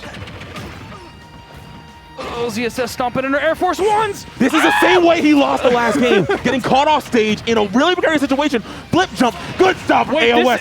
Good job, good job from Mokou as well, with an amazing angle and actually waited to recover low, so he didn't get caught up by the ledge. AOS striking back now. This is best of 3. If AOS does this, it will be the craziest like turnaround I've seen in a long time. Yeah. Oh my God! Especially here at Xanadu, man. Good grief. Jiminy Christmas. Yeah, but AOS is being really conservative with his defensive options now. He's not really going for too much punches out of shield because he doesn't want to miss something and then get smoked by an up smash at this point. Oh my God! He turned it around. Crosses it up. He's dead? He's dead! Barely, just barely. I cannot fathom it. AOS with an amazing comeback victory after getting washed in game 1 and making a very, very narrow comeback in game 2. And he's popping off. He's getting excited. He is doing a joyful dance. He is celebrating, bro. Amazing. Good stuff to AOS. Wow, bro. This is the Xanadu. That was the set of the night. I'm so convinced. far. We'll see. Perhaps so far. But that's going to be a hard one to top. That was OD. I can't believe AOS, winners to take that. We were talking about how hard it is for Zero Suit in that matchup, and he somehow clutched it up. Yeah. He went from getting, like, every time he even thought about pressing the jump button, he goes caught in up smash, run up smash, out of shield. Yeah. Or just run up to anti-air. I know he was breathing heavy that last stock, like, forward air, it doesn't work. Shoot, my forward air doesn't work. Oh, Jesus. I got to use the only move that works, down B. That is crazy to me. Wow. Oh, my God. Good stuff to him. Clearly, that was all right. amazing. So we got Dexter versus Stretch coming up, and then afterwards it's me and Jerry coming up. So I guess Jerry beat Cheddar 2-0. Jesus. All right.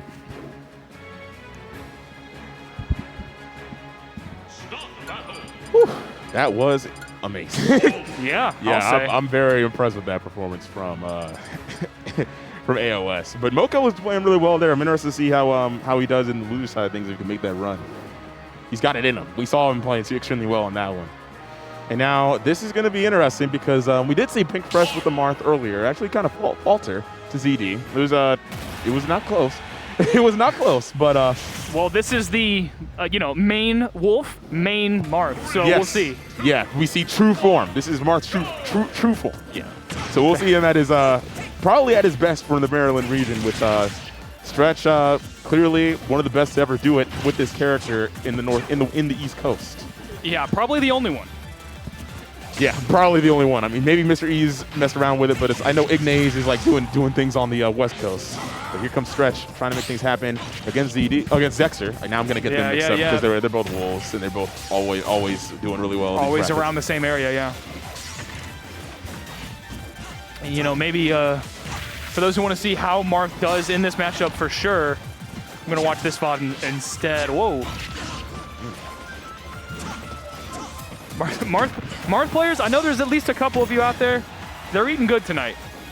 Yeah, they're getting a lot of Marth gameplay in this Xanadu. More VODs today than they probably have in the last 3 months. Yep. Oh, with an actual miss on the forward tilt, which actually does get punished. Oh! What a dancing blade! Whoa. He does that a lot, actually. We saw Seagull Joe call that out by just running off with the whatever the Pyra hula hoop move is. Mm-hmm. Oh yeah, the flamed over. Flamed over, yeah. That's actually a super nice tipper shield breaker, but it didn't quite kill across stage, and he wants to put the back air right on his face there. Trying to go for a ledge trap situation, but he goes for a down tilt, gets hit up from above. That was interesting. I do not blame him for DIing that wrong, but it doesn't really matter. It's evened up 2-2 anyway. Yeah, what an interesting way to go to even up the game and both players lose their stocks that quickly. Stretch playing uh-oh. Speaking of punting. These F tilts finally, I feel like, man, Marth just loses hard to shield. Nice little air dodge up. It's seldom seen, but it works in some scenarios. Sometimes it does work, yeah. Nice little pivot grab to reset the situation. This time Stretch is going way over the ledge. Like I hate getting off ledge against Dexter, so I don't blame him. Yeah, Dexter's one of the, I say this every time I commentate this guy. His ledge trapping has been a hallmark of his gameplay since Smash 4 when he was playing Corrin, and it's really hard to get off the ledge. Yeah. Getting stage control against Dexter, you got to take it and run with it. Yep, nice you're done. timing, reactions. A lot of these characters, when they do the regular get up, they do that little front flip. Yeah, they do. Yeah. DK, Mario, Luigi, they all sort of, Marth, they all sort of do that. Oh, a little bit of a catch. Nice recovery from Dexter, going high to not get smoked off stage by a potential gift from Stretch. Okay, and now it's Dexter who needs the stage control. Just decides to shoot his way out.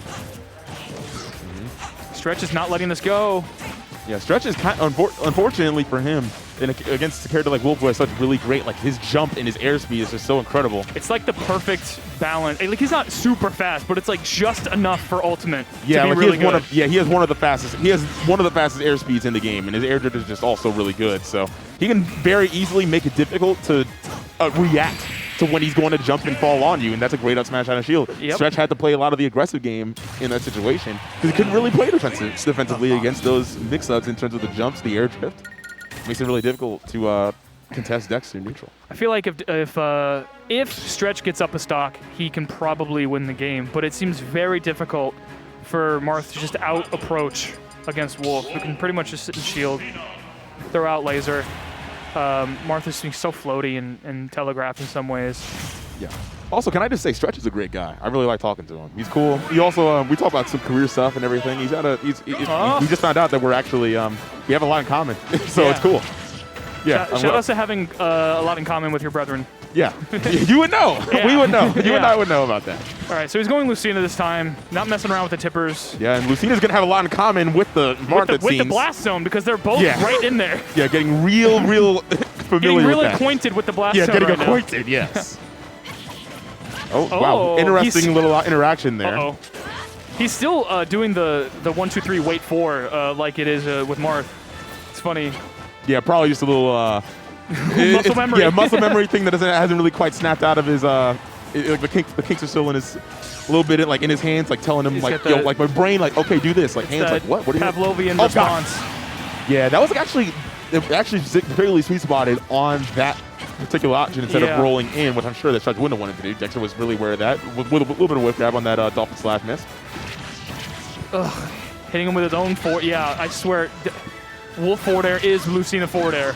Yes, it is. It's a sword move. It is a sword move. It is. It's a sword move in the same way Diddy's forward air and Smash 4 was a sword move. Right. Nice little. He went for the jab block, but he's still going to pick it up on the tech chase. Are we going to go off stage? I swear, nobody edge guards Wolf anymore. What? Wow, he actually thought that he was a little bit closer, but that was a huge misjudgment from Stretch. Again, with a little bit of muscle memory. Yeah, that was like tipper get up attack. Yeah, now it's looks like Stretch is gonna potentially lose his stock. Lucina Dexter is playing. Dexter just he's hunting. Lucina is there you so go. slow to land that you really just can't do anything. You have to just straight up win the neutral just to get back on the stage here. Yeah, and Dexter, I like the way he used that up smash because it would have low profiled under an aerial from Stretch. This is 3 stocks to 1. Yeah, I don't know, and it's still best of 3, I think. So yeah, and I like that Dexter is doing a really good job. Like when you think of people taking a lot of damage really fast, you think of it in terms of them, getting hit with a lot of combos back to back. But all Dexter's doing is getting advantage state and then covering it because Lucina historically has a hard time getting down from her landings. It's all just vortex. It's all juggles. Yes. That's the real key in this game. Like in terms of like how to make someone not be able to play the game, that's the set play. And it's mostly locking them down at ledge, which is basically the Smash equivalent of corner play.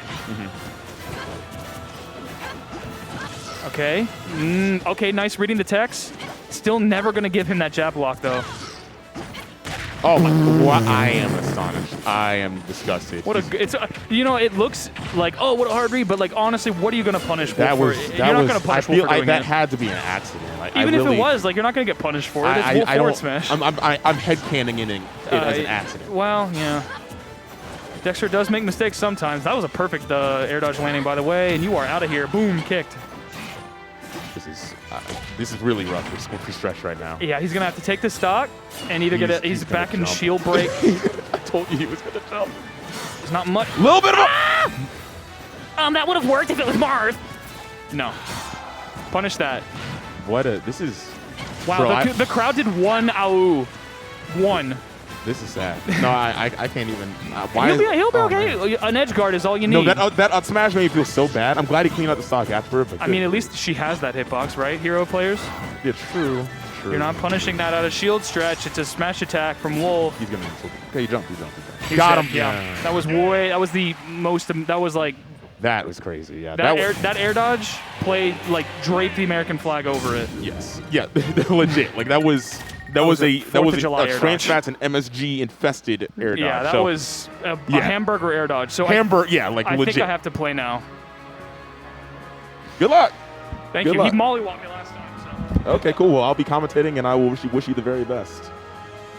All right, so that guy is about to go play on stream against a fella named Jerry. This is interesting. These are two of my, well, Wood's one of my favorite people, but Jerry is a pretty cool guy, but also definitely one of my favorite players in the region. So I'm looking forward to seeing how this goes down between these two. You know about Jerry, he's going to be going Joker. He hasn't been super active in the Xanadu as of late, but he used to be a pretty consistent competitor back in like early 2020 before quarantine. He's actually primarily a melee player and miscellaneous fighting game player. He plays different traditional fighting games, but he's actually been on the melee PGR. So yeah, he's definitely somebody that you don't want to forget about. Because even if it's not melee, even if he's not smoking fellas in melee, he's definitely got the goods in Ultimate. I think he got 3rd place last week. And that was his first Ultimate Xanadu in quite some time.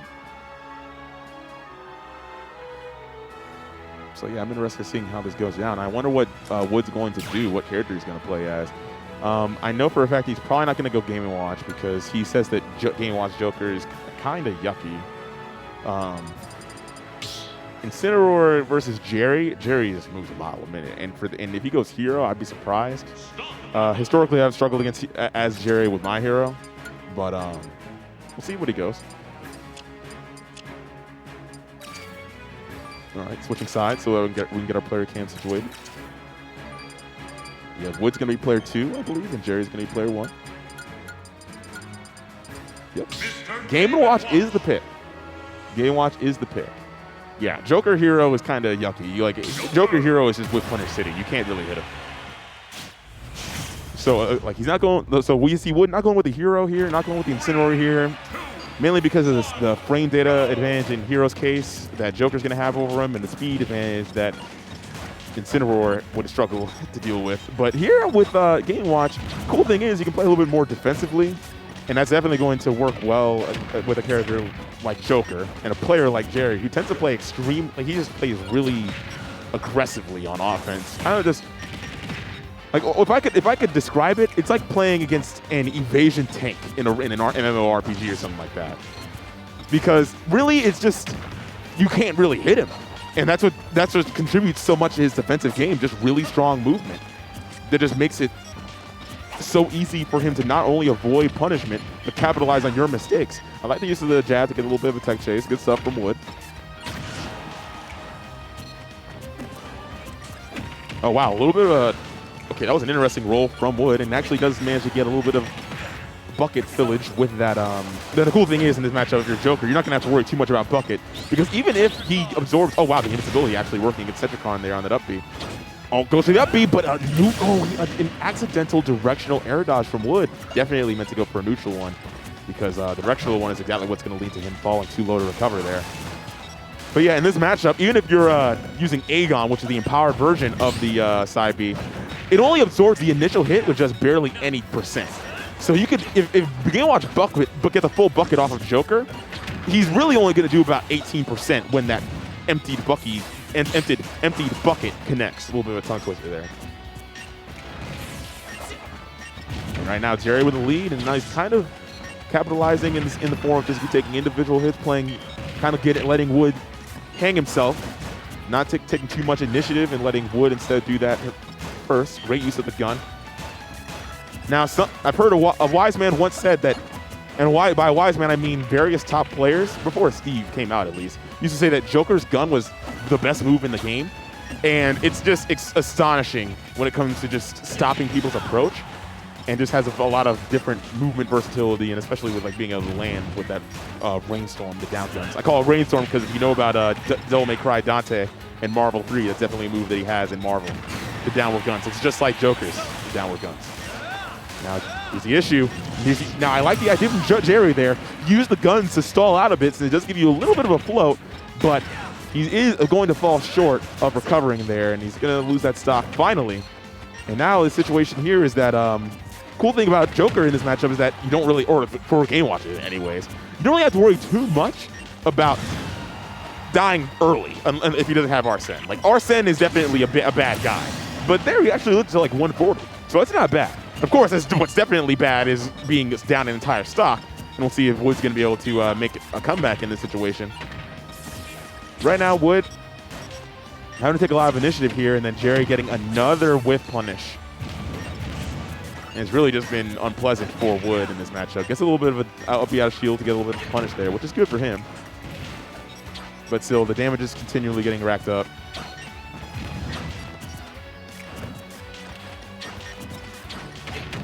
Oh, a little bit of a dash attack. And now, it's again, this whip punish game from Jerry is working out extremely well. Arsene has finally arrived. There's an up smash out of shield. Potentially, no, not quite. I said out of shield. It might have been up smash follow-up, but it might not have connected there. So Jerry going for the up air instead, safer option. Okay, that is a really great idea from Jerry, using those gunshots to get a little bit of to not only interrupt the bacon, but get a little bit of extra residual damage onto Wood. And that was actually a very good Arsene for Jerry. He didn't get two framed, which would be very dire for him. And also, he's looking relatively comfortable, but that was a really great back air extending out there. It's definitely something that Wood's been doing a lot in the few times he does get Jerry off stage. Going for those back airs, he's going to have to try and capitalize in some way, shape, or form in order to take that stock. Because really, it's not like Jerry's just not letting up. He's just been having a real overall just really good spacing, going in at just the right time. What you saw there when he goes for that run up grab and catches Wood lacking just a little bit. Up tilt with no Arsene's not going to do it just yet. And now we see a lot of back airs coming out, and Jerry is scaling them quite considerably. But with the A-Ha, it's going to be a little bit of extra damage that's going to very much work out for him, and that is the back air that's going to take it. Wow. Good job from Jerry in that situation. That was textbook. Just really good spacing, picking his opportunities really well, and yeah.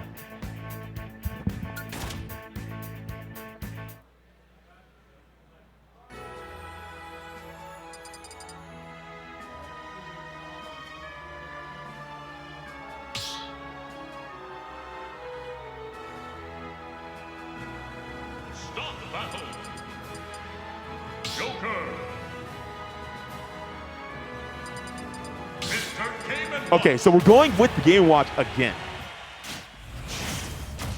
Going with the Game Watch once again. Interested in seeing how this works out for Wood as we see a character stay the same, but a little bit of a counter pick to Small Battlefield in this situation. Last game was on PS2, and that was a little bit of a bigger stage with a lot more room for Jerry to just run around. The movement has just been really just on point for me. And I said this before, but I'll say it again for the YouTube folks who might not have caught it. Jerry does come from a fighting game background in terms of not just playing Melee and being Melee PGR ranked, but also from playing like Marvel and I think Dragon Ball FighterZ as well. So when it comes to, and those games are highly movement oriented, traditional fighting games when you think about it. So like compared to like even like a game like an anime game like like Melty or something like that, an air dash game. Okay, oh wow, goes high with the recovery. That match was insane from Jerry. That match was insane. He got out before Wood even started that forward smash in order to avoid getting killed off that down smash conversion. Yeah, so Wood's definitely having a stronger start in this one. The Arsene is gone, and Wood has a stock to show for it, as well as a percentage lead still. Oh, I like the idea from Jerry in case he went for now Game Watch being so light might have died to that down smash in that situation if he picked an option that was able to get hit by it, but Wood jumping above it. Jerry playing a very conservative game, a lot of gunshots and gunplay. And I like the idea of doing that because it allows you to, the cool thing about guns is not only does it allow you to stack a little bit of damage, but in a situation where you have your back air staled a bit, that jab? No, wait, Game Watch jab does not kill. I'd be so surprised. But yeah, it also unstales the back air in situations where you might want it to, where you might require it in order to finally close out that stock. There's a landing forward air to the up air, and Wood actually does lose that stock without being able to close it out against Jerry. I was mentioning before that, oh wow, it's an untechable in that situation. I like the idea. Jerry thought he could get away with it safely, going for those gunshots and just kind of falling off and going for a little bit of a plain gameplay situation. All right, great job with the jab. That's a lot of damage off of it. Game Watch jab might not kill, but it certainly does do a lot of damage compared to the average rapid jab.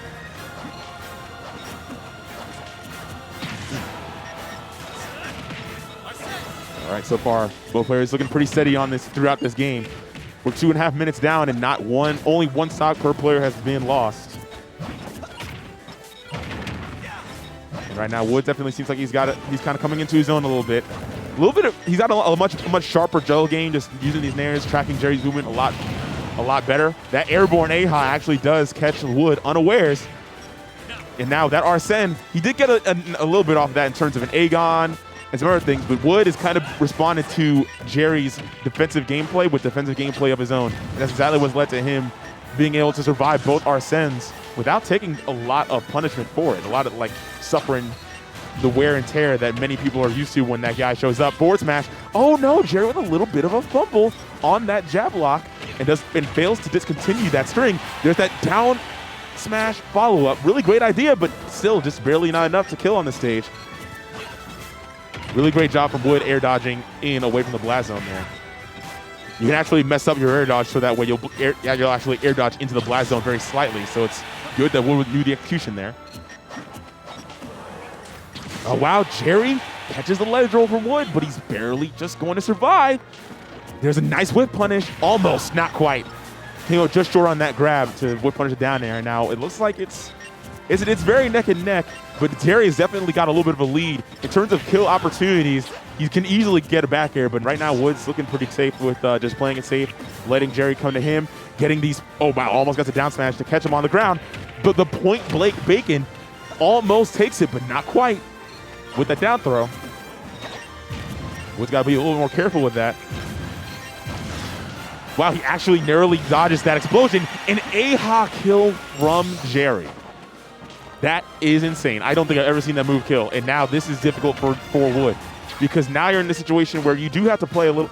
Now here's the situation. Because, oh, nice use of that up B. Almost gets him and actually does not. Oh, wow. He actually did. That when you're at high percent like that, he didn't have a lot of airtime either before he got the ledge. So he knew that he could get that down smash. Great job from Wood. That was amazing. I was concerned for Wood there because throughout this game, Jerry's been taking a lot of damage when he gets Arsene. That leads to the timer draining down faster. But with him already at high percent, he's probably going to have that Arsene for longer than he typically has this game. Great juggles from Wood as we proceed into this final stop between these two. Arsene appearing soon. Coming soon to a small battlefield near you. Now Wood is doing exactly what he's done before, backing off, getting a little bit off of that, getting a spare bucket off of the residual flames of that AHA, or Aegon. And now this is a really difficult predicament, being caught on the ledge against Joker with Arsene available. I like Jerry's decision here, and I like the hesitation from Wood to go for an up B that would have been susceptible to getting countered. Okay, now finally the Arsene is missing now.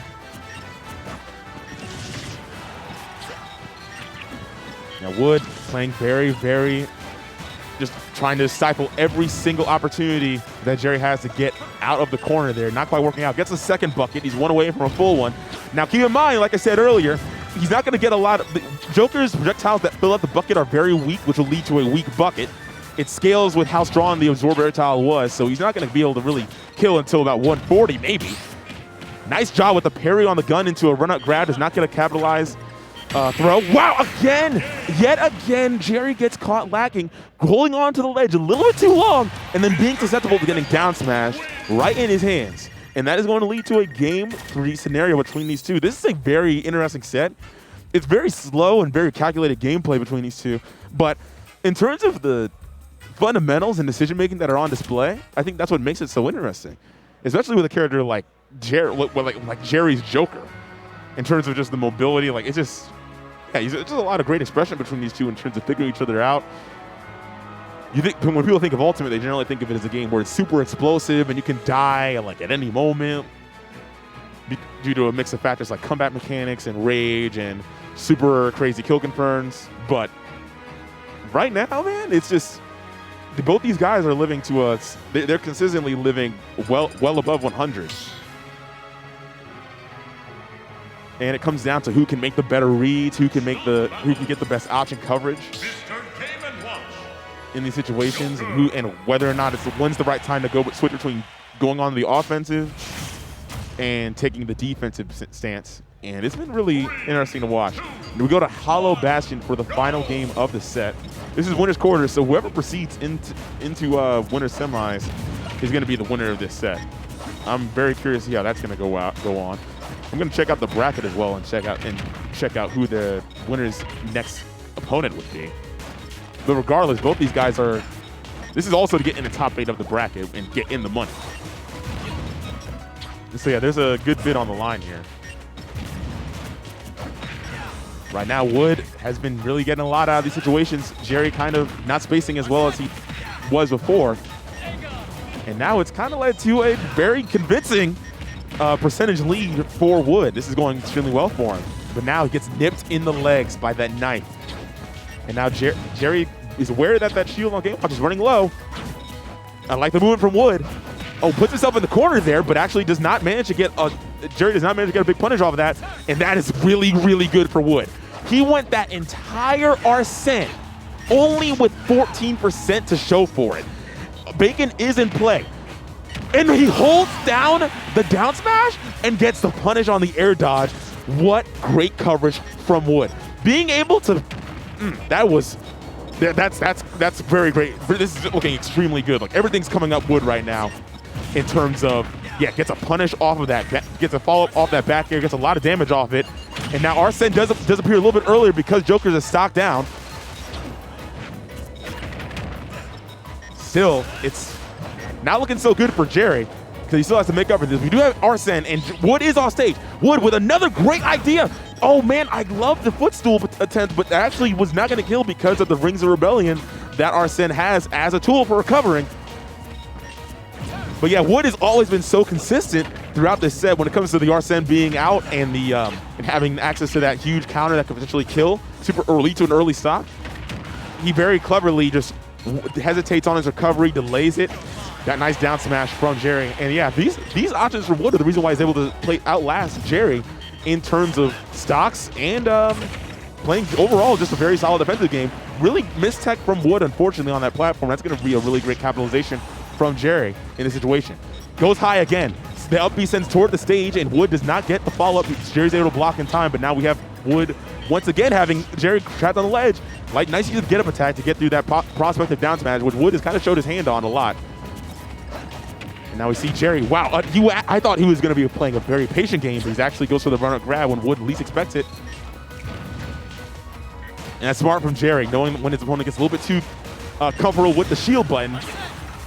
And then he gets a grab to capitalize on it. And now here comes Arsene yet again. This will be the first time Arsene actually does make a huge wave in this matchup. Another great delay on that up special from Wood. Again, not getting caught by a Tetrakarn. And that is Jerry missing the tech and losing a stock as a result. Wow. But and the crazy thing is, it's still far from over. Because if Jerry's been playing a relatively low-risk playstyle throughout this game and this set, and he's kept it relatively close in terms of stocks.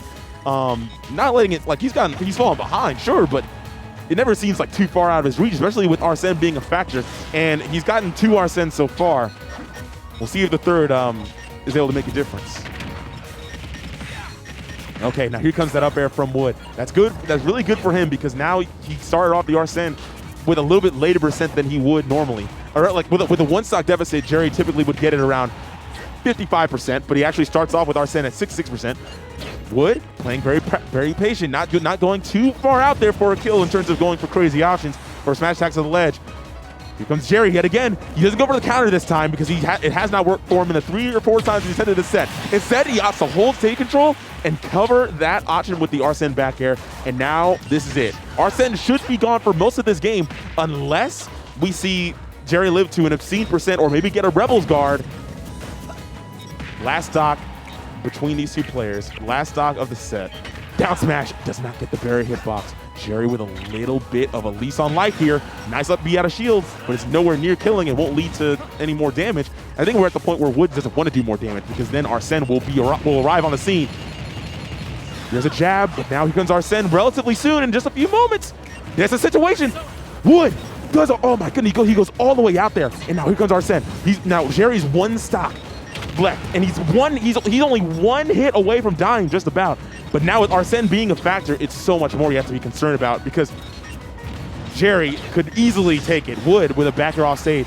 Now here, if he gets his way back on stage, okay, he's gonna have Arsene just a little bit left, but not for long enough because it's gonna be snuffed out with a great forward tilt. Great reactions from Wood on the ledge trap. Wood with a very strong run so far in the Xanadu, taking it 2-1 over Jerry. That was a really great set. That was great. If you're watching this on YouTube, that was a great set. Also check out the we had another set earlier, which is incredibly good. The Mokou versus AOS set from this. I heard you yelling all the way from It the was front. huge. It was huge. Yeah. So check that set out on YouTube if you're watching that.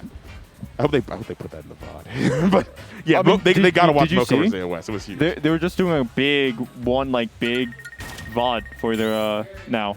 Oh, really? The upload limit and stuff. So I figured Oh, they said for wow. like weekly stuff, they're just gonna do one giant VOD for Oh, wow. YouTube. Oh, with timestamps. With timestamps. Oh, wow. Okay.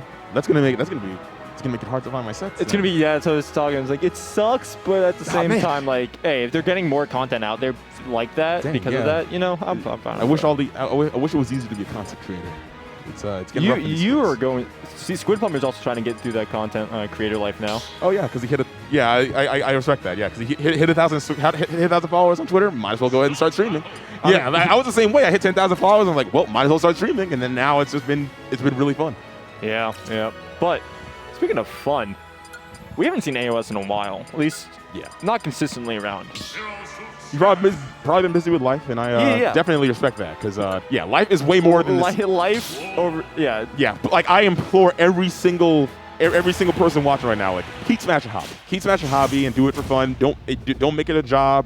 Focus on the stuff that really matters. Treat that as a job, and then just keep it clean, keep it classy. Just like these two are gonna keep it classy as we go into this winter semi-set between AOS. Like you said, been out of the mix for a while, but ZD clearly been holding it down as usual. Yeah. Mr. Malin himself. So, you know, if you're called Mr. Malin, you better be around here quite a bit for that title. Mr. Barrel. Mr. Malin, hey, it's on the Twitter. At least I think it is. I can't say I've looked at his Twitter in a bit. It's like a it's kind of like it's almost like a wrestling theme, like the way they call Steve Austin Stone Cold or something. Stone Cold, yep. But Battlefield is we're actually getting bans for once. Battlefield's an interesting pick. It makes sense for Zero Suit, of course. Wolf doesn't have a bad stage. He doesn't. He doesn't. It definitely benefits Wolf. This is a banger, by the way. Dual Zone. Yes. Yeah. This song goes crazy always. It definitely benefits AOS on paper more than it would benefit Wolf. You know, high ceilings.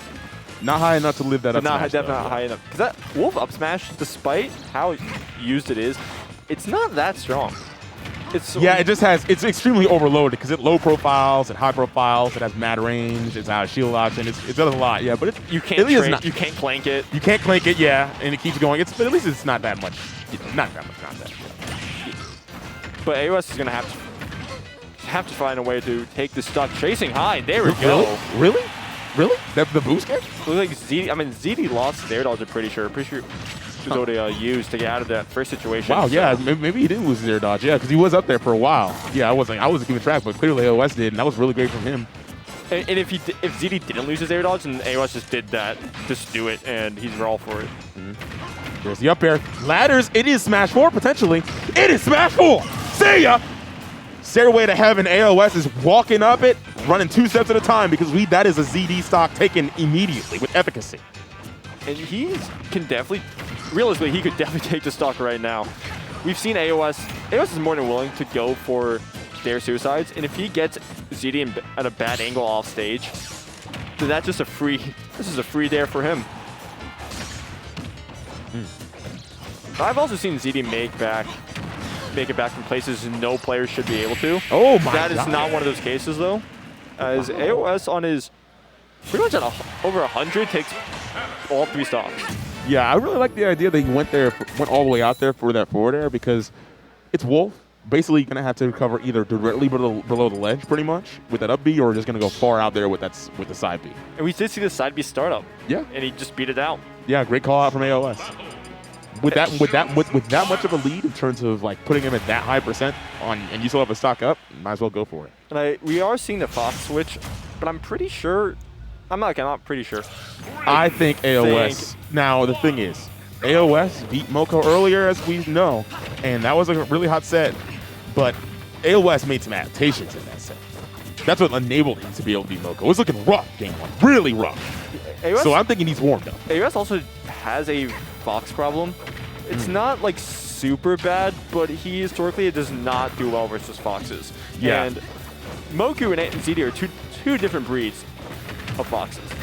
Yeah, and I would say that the main reason, like, and Wood and I were talking about this on commentary earlier, it's just, oh my god, I like that mobility from AOS.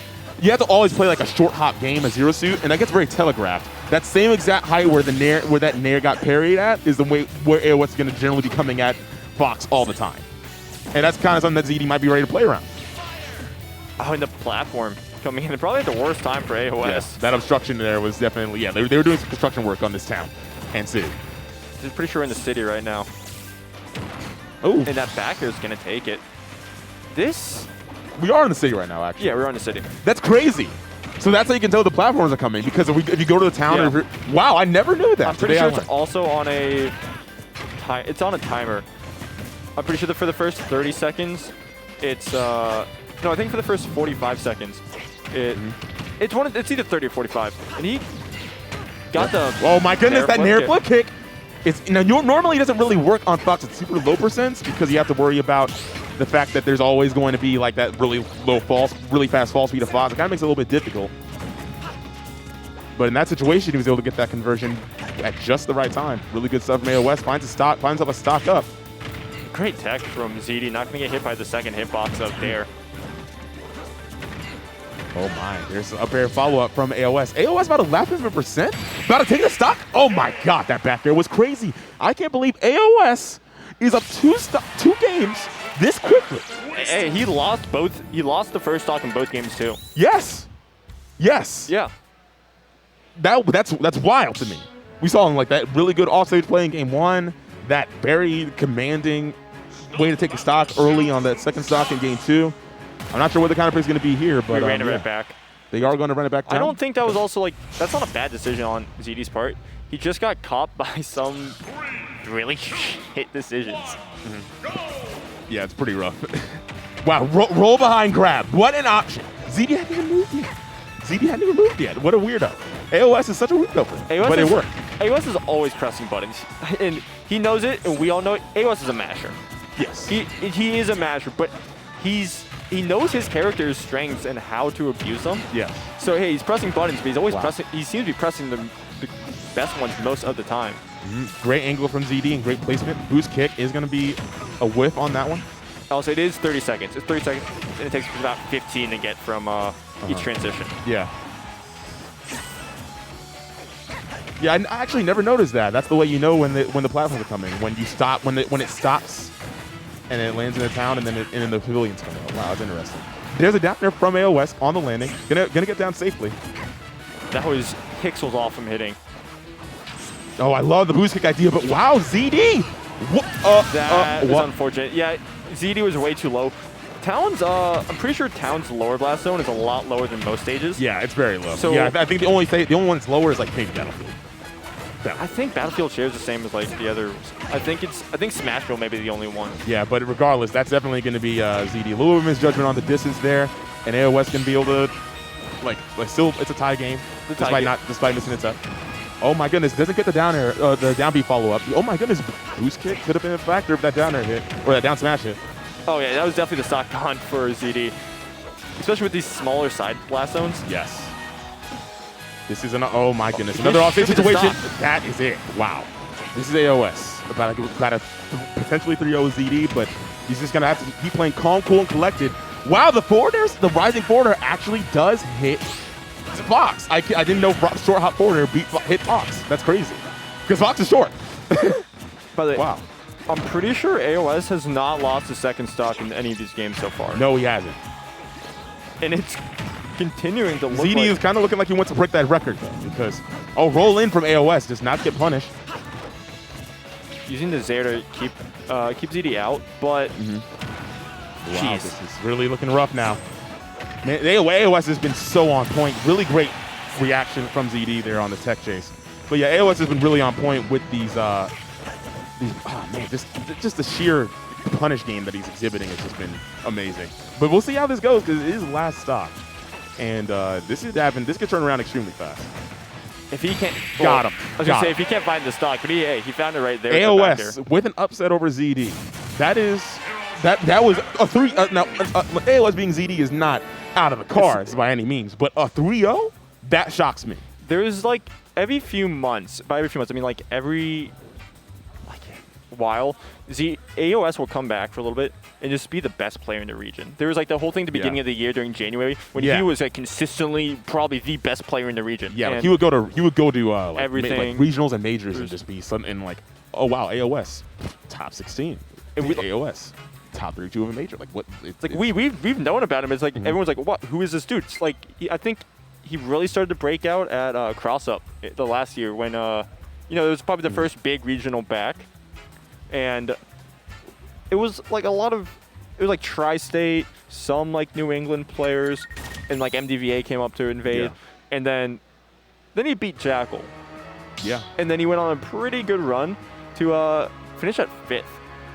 And like this tournament included once again Jackal, Zomba, Quid, Leon, Adamus, who was like this one Adamus was continuously popping off. And now he's sitting here in winners finals of Xanadu for, I'm sure it's not his first time. We'll see. Is this is also winners semis? This is also winners semis. This is also winners semis.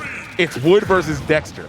Wood has had a pretty damn good run so far. He's had a pretty lucky bracket. Okay, so he's also been he's also gifted a rather good winners round 3 set because. So this is Joj's last Xanadu before he moves. And he did beat Joj. He did beat Joj, but there's also Kershawn. Kershawn only came tonight because he's never beaten Joj, and he wanted to beat him before he moved. And when Kershawn heard Joj got upset, because they were seated to fight each other, Kershawn DQ'd. Wow. So, like, after he won, he still DQ'd. That is crazy. So he could fight Joj. So he could fight Joj in losers, and it was a really tight Game 3 set.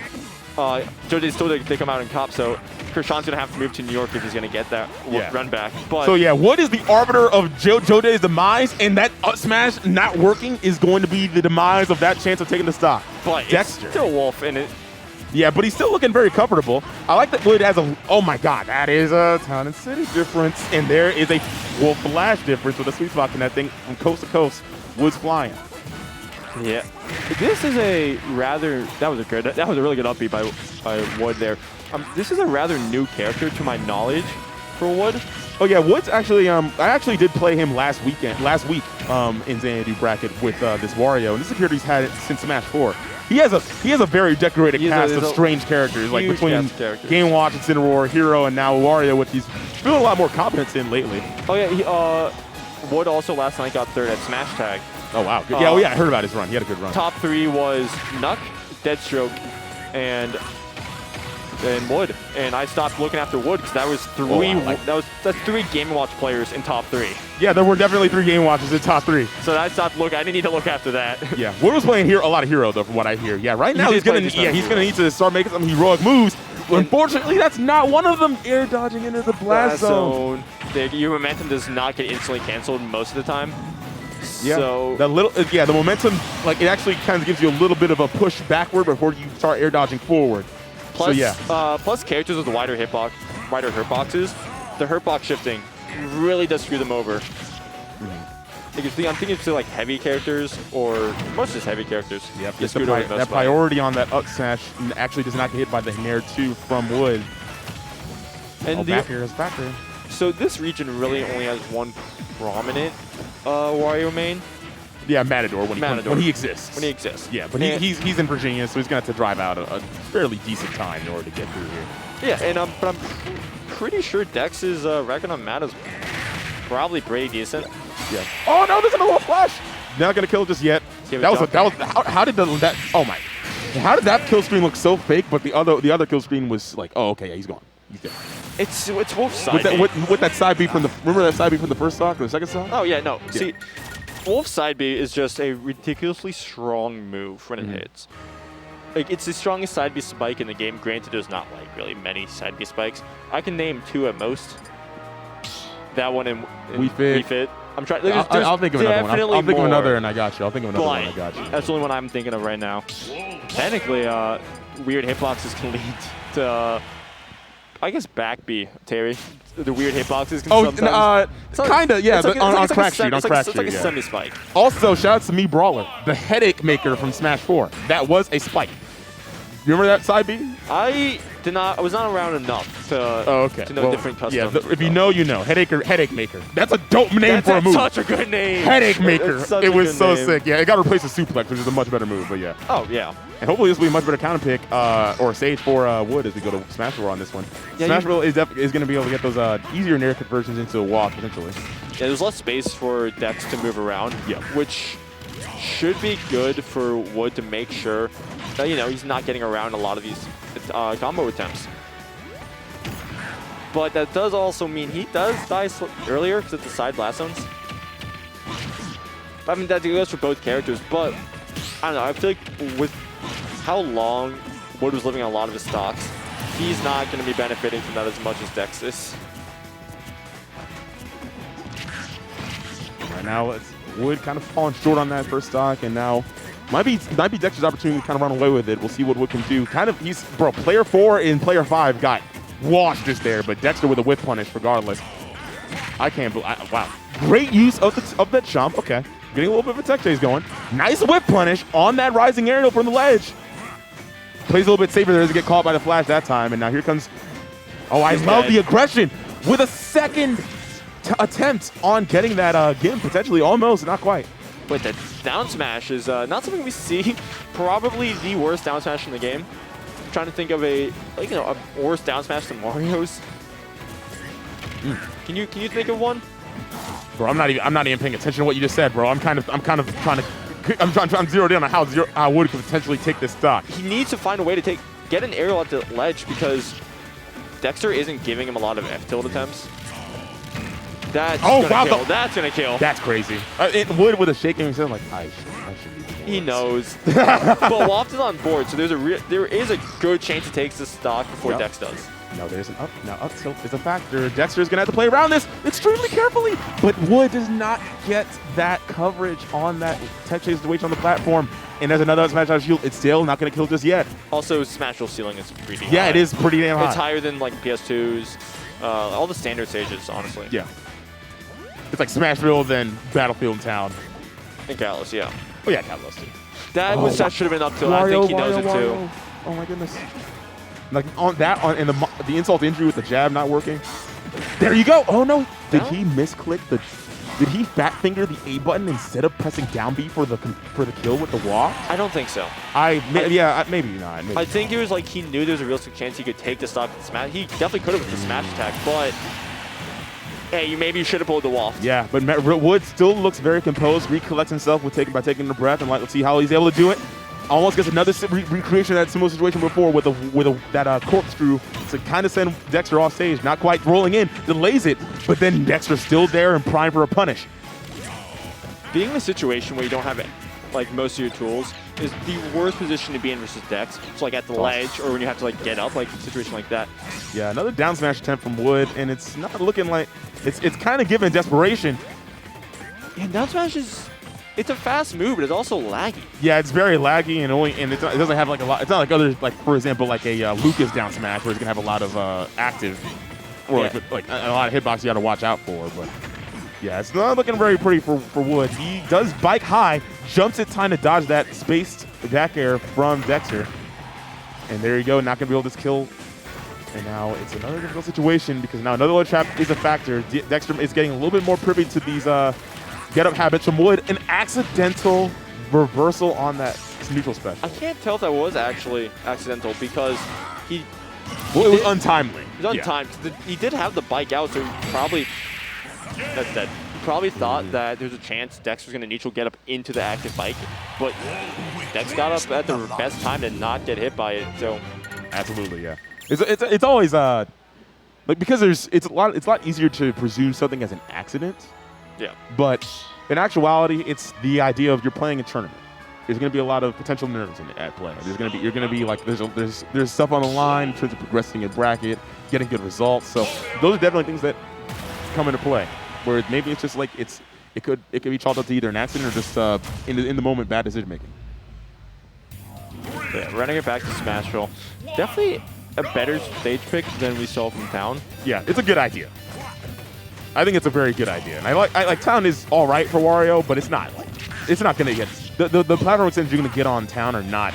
They're few and far between compared to other stages. God!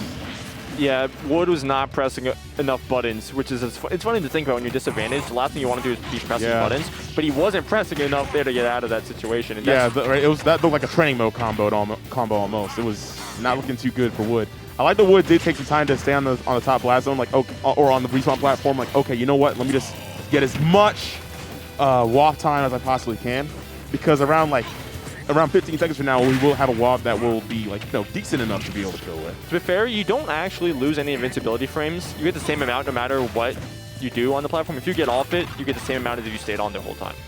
So, but hey, yeah, mostly it's just take some time for yourself, think quickly, reset.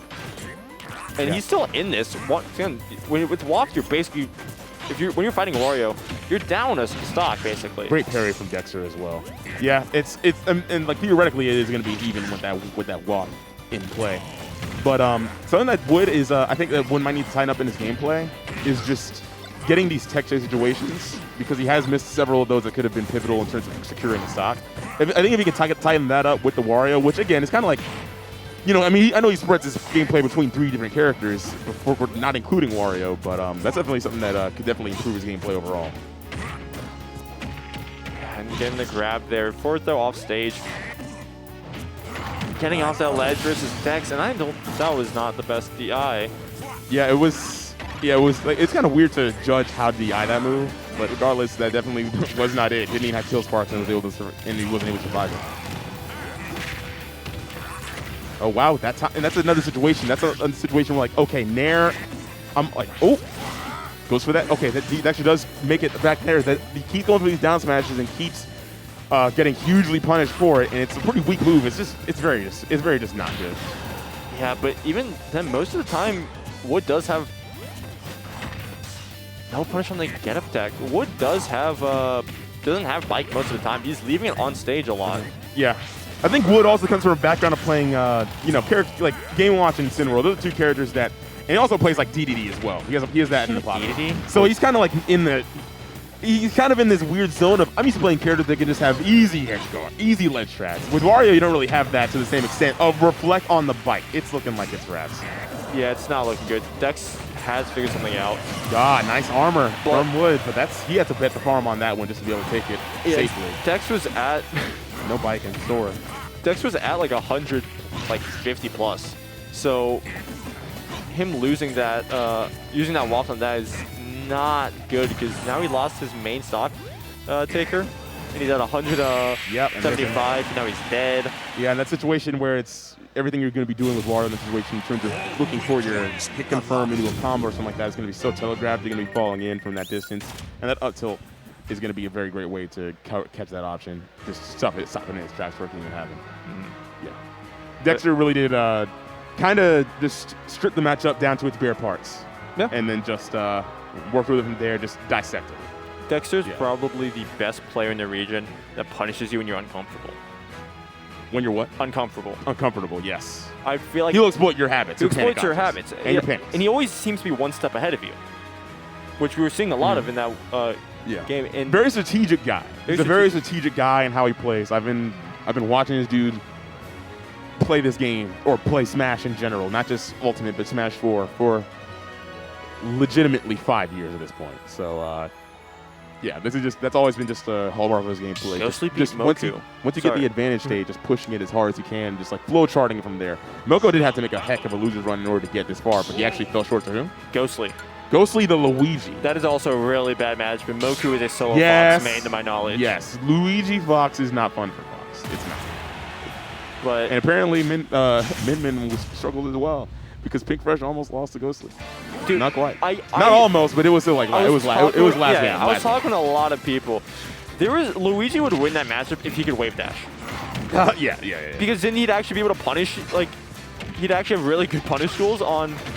You mean like the melee wave dash? The melee wave dash. Yeah. Not like a Kazuya craft dash. Like, oh, technically he has a wave dash. and Good clearly, air dodge from Dex. That's not a true combo. That was a great air dodge in Dexter, yeah.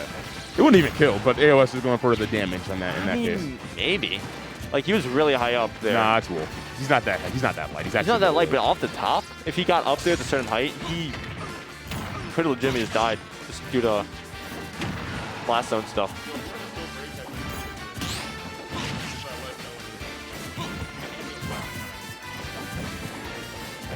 And we're gonna see AOS. He needs to take the stock off Dex first, but that was a really great. Now that's a really good decision from Dexter. He actually timed it in with AOS jumping so that he would go under the potential nair or whatever AOS is going to do and then punish him accordingly. It actually worked. Dex lost his jump, so he went for probably the most mid-level option I've seen in a while. Mid-level option is crazy insult. What the? No, see, but that's because he has to think that was not on paper. That is a really bad option. Do an immediate up B. Got him. With down equal on force. paper, that is a really bad option, aka a mid-level option. It was definitely a mid-level option, but you don't have to say it. No, that's just No, I'm not. No, I think it's funny. I love calling game. I love sneak dissing players' gameplay. But mid-level option is just hilarious sounding. I've been using mid-level insert whatever. Like, dude, if players start daring a lot like that, that's just actually that. Unless it's AOS, that's an AOS dare. Now going to your local and calling him. Look at all these mid-level dudes. Mid-level players. Look at these mid-level nerds. Yeah, that gives off the. Oh wow, that flash actually. Unfortunate for AOS, he actually didn't have a slip down in order to make that back. And it carries the same energy as Kaiba saying you're a third-rate duel with a fourth-rate deck type of joint in Yu-Gi-Oh. It's what it carries that same energy. Hey, if you didn't want to be called a mid-level, get called a mid-level option, don't do it. I suppose, yeah. We are seeing the highest level of gameplay with these two so far because this is winners finals. Both these players have made it. That was disgusting. I am grossed out. That move just didn't work at that one moment. It missed. It hit the air and then got hit in the legs. And then Dexter's just like, yeah, I'll take that now. That is gross. I am revolted by that. Dexter's he's going to take that to the bank with a convincing 2 stock over AOS. Yeah, we did. What an interesting bracket we're having here tonight, huh? Yeah, we've seen the difference between Dex and ZD's Wolf quite a bit. Talked about Dex is more methodical to a lot of his play, and he's punishing AOS for a lot of these bad options and bad habits that AOS has. Mostly the landing dares. Yeah, on the loser side of things, we do have some interesting stuff happening off stream. Joj fell to Kripuba, who then went on to beat Stretch, and now Kripuba's playing Jerry off screen. That was such a hellish part of bracket. If you look, it goes back at losers round 4. It was Joj versus Kershawn into Barking Frog into Kripuba. Yeah. There's a lot of stuff going on, and Kershawn did. Poor Kershawn, he missed his chance against Joj. Oh wow, but Dexter not missing the chance. Oh my goodness, I love AOS's coverage there in that situation, getting the berry and almost getting capitalizations off the paralyzers as well, but almost die against Dexter. But he's still gonna live, extend this, or bring the percentage back to a closer dividend between these two. I will say AOS has had a lot of chances to get guaranteed punishes or guaranteed extensions, but going for things that would kill if they hit, that's not exactly the best thing going on. Right? How did that one hit? Yeah, the hitbox on that move, the detection on that move is actually staggeringly large in a way that you probably would underestimate. There's a great out smash from Dexter, rolling in preemptively against the prospective grab from AOS. And he put some charge on that up smash too. Yeah, he wanted him gone. I want this up smash out of shield is not enough. I want him dead. Be gone. Good. No one didn't even tech it there, but didn't do enough knockback to, put him too far off stage. Jeez. In 2018, that kills. 2018 that does kill. Yeah, but not quite. AOS going to have a little bit of a release on life here. I love the idea of the jump read from Dexter there. Great tech roll from AOS getting away from that situation. Those are 2 times where AOS actually chose the right decision in a precarious moment.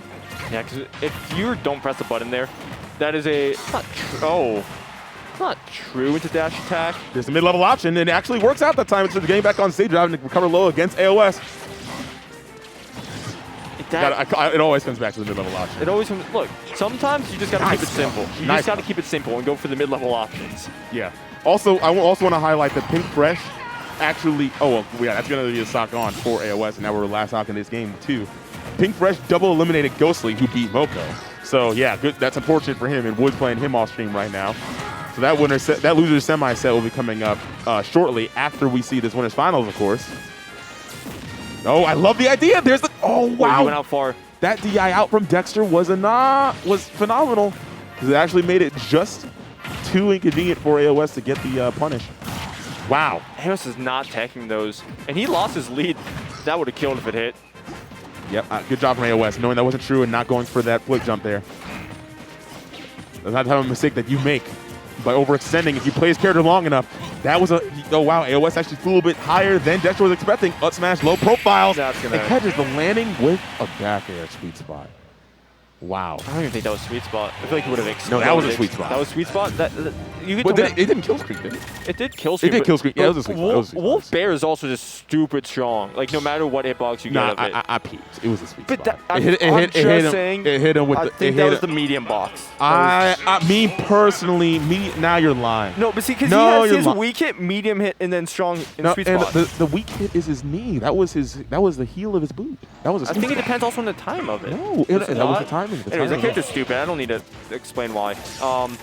I'll debate with you to the end of time. What? That character's stupid? Time. No, on that being a sweet spot, it totally was. We can probably clip it. Like. And you'll be wrong. Now going into this game 3, oh my goodness! Yo, Dexter with an incredibly generous donation to AOS, the AOS Foundation. And now here we go, going to this. We'll see if I can bring it back. Because right now it's kind of it's looking hard, but it's also Dex. Dex has won in way worse situations for him. True. Very true. Very true. And like I said, Dex has been all over AOS. So AOS has to he has to capitalize on this lead that he has. Because if he doesn't, Dex will gladly take it right back. All right, this is great parry from Dexter, but ZeroSuit is she's got a lot of safe moves. Like the frame data on her end lag on her aerials it's staggeringly low, especially in Ultimate. Like it was like that in Smash 4. And that was a game where shields were good. Yeah. Oh my God! You parried an F. That was so dominant. That was a jump scare. Parry the forward tilt into a forward smash. That's a jump scare. That's like that. The thing is, you don't really have the. I don't think any person has the reactions to be able to do that, because you really have a very tight window to do that. And it's such a good move. So good stuff from Dexter. I'm grossed out that he did that, but it worked out. And I'm grossed out because it was so nasty. Yeah, I got the job done, but he's still running with that.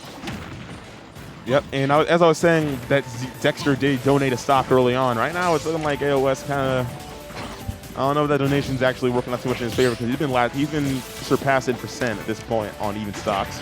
Great spacing with the crawl backwards. Dexter catching the landing. Dexter's use of those dash attacks in these situations is very good. He kind of. Oh wow, great timing on that down smash. That's gonna be the stock. AOS so still has the lead. And I can't believe it scooped. I cannot fathom that it scoops. That's crazy. It's Wolf up smash. Are we that surprised? Yeah. But against ZeroSuit flip jump, like it borderline anti-hit. Almost. Like she was landing though. All right. But AOS getting a lot of damage off this juggle situation.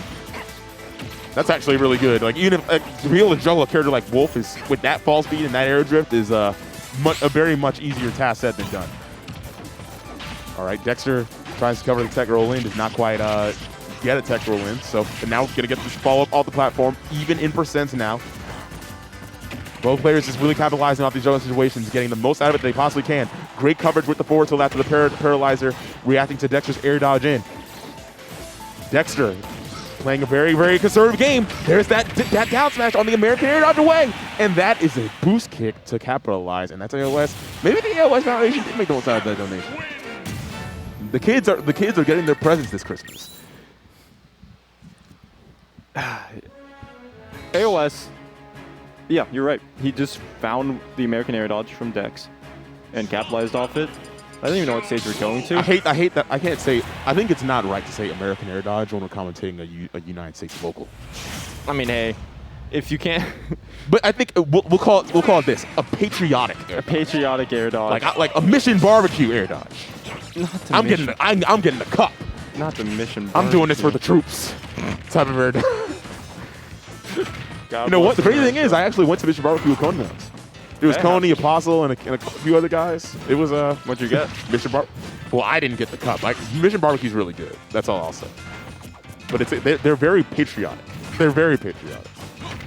Proud to be an American with these air dodges. Dexter, we'll see if the air. Oh my goodness. Okay, no American this time. No. He actually does get the tech there. Miss tech. Oh no. It was not quite get punch because he slides off stage. They're both just trying to hit one thing, and it's not working for either of them. Now this is mid-level gameplay. You're right. This is that first 45 seconds was mid-level gameplay. We're just gonna pressing buttons. Yeah, they are hitting a lot of buttons. Yeah, mad buttons. Yeah, like player 4 got washed on that. Yeah, was player 5. We'll see if he's able to. Okay, no. Dexter is in fact taking damage from that one. Great job with that flip jump. A very mid-level firewall, if I will. Yeah. Without that up B from that high was very strange. One might say mid-level. I mean, hey, he wasn't getting punished for them, and there's the whole thing of, oh, if you're not getting punished for it, why would you stop doing it? There's the reason to stop doing it. Yeah. Okay, that down air situation was not quite the time to do it. Wow, okay, great job capitalizing off that reverse forward or the back hit forward there. Just get the grab back throw. Oh wow, that nair does connect. There's a jaw you rolled in. That's a situation that's really weird in this game where it keeps like, oh, you rolled in. Like, no, I let go that direction a long time ago. Please don't let me live. And that unfortunately AOS has fell victim to that, as many have. Yeah, this game has some insane buffer. It sometimes helps some players, but most of it doesn't. GG's. Shake my hand. Shake my hand. Why? Shake my hand. Why did that do that? That was, wow. AOS, he was looking hot when he was hot in that game 3, but apparently he was not in that game 4. So that's going to be a convincing 3-1 for Dexter. Looking solid. And we do have a lot of hot sets that are going to be coming up for the rest of the bracket because I think it's safe to say that everybody that's remaining in the bracket is interesting. Right now, Wood and Pink Fresh are duking it out off stream, but Creep Hooba fans are down cataclysmic because Creep Hooba did actually get eliminated by Jerry just now off stream. Hate to hear. And yeah, you do hate to hear because I really like commentating Creep Hooba sets. I love Creep Hooba sets. Yeah, so unfortunately we're not going to be able to see that, but we are going to see Jerry with the very, very polished Joker gameplay going up against ZD in this losers quarters.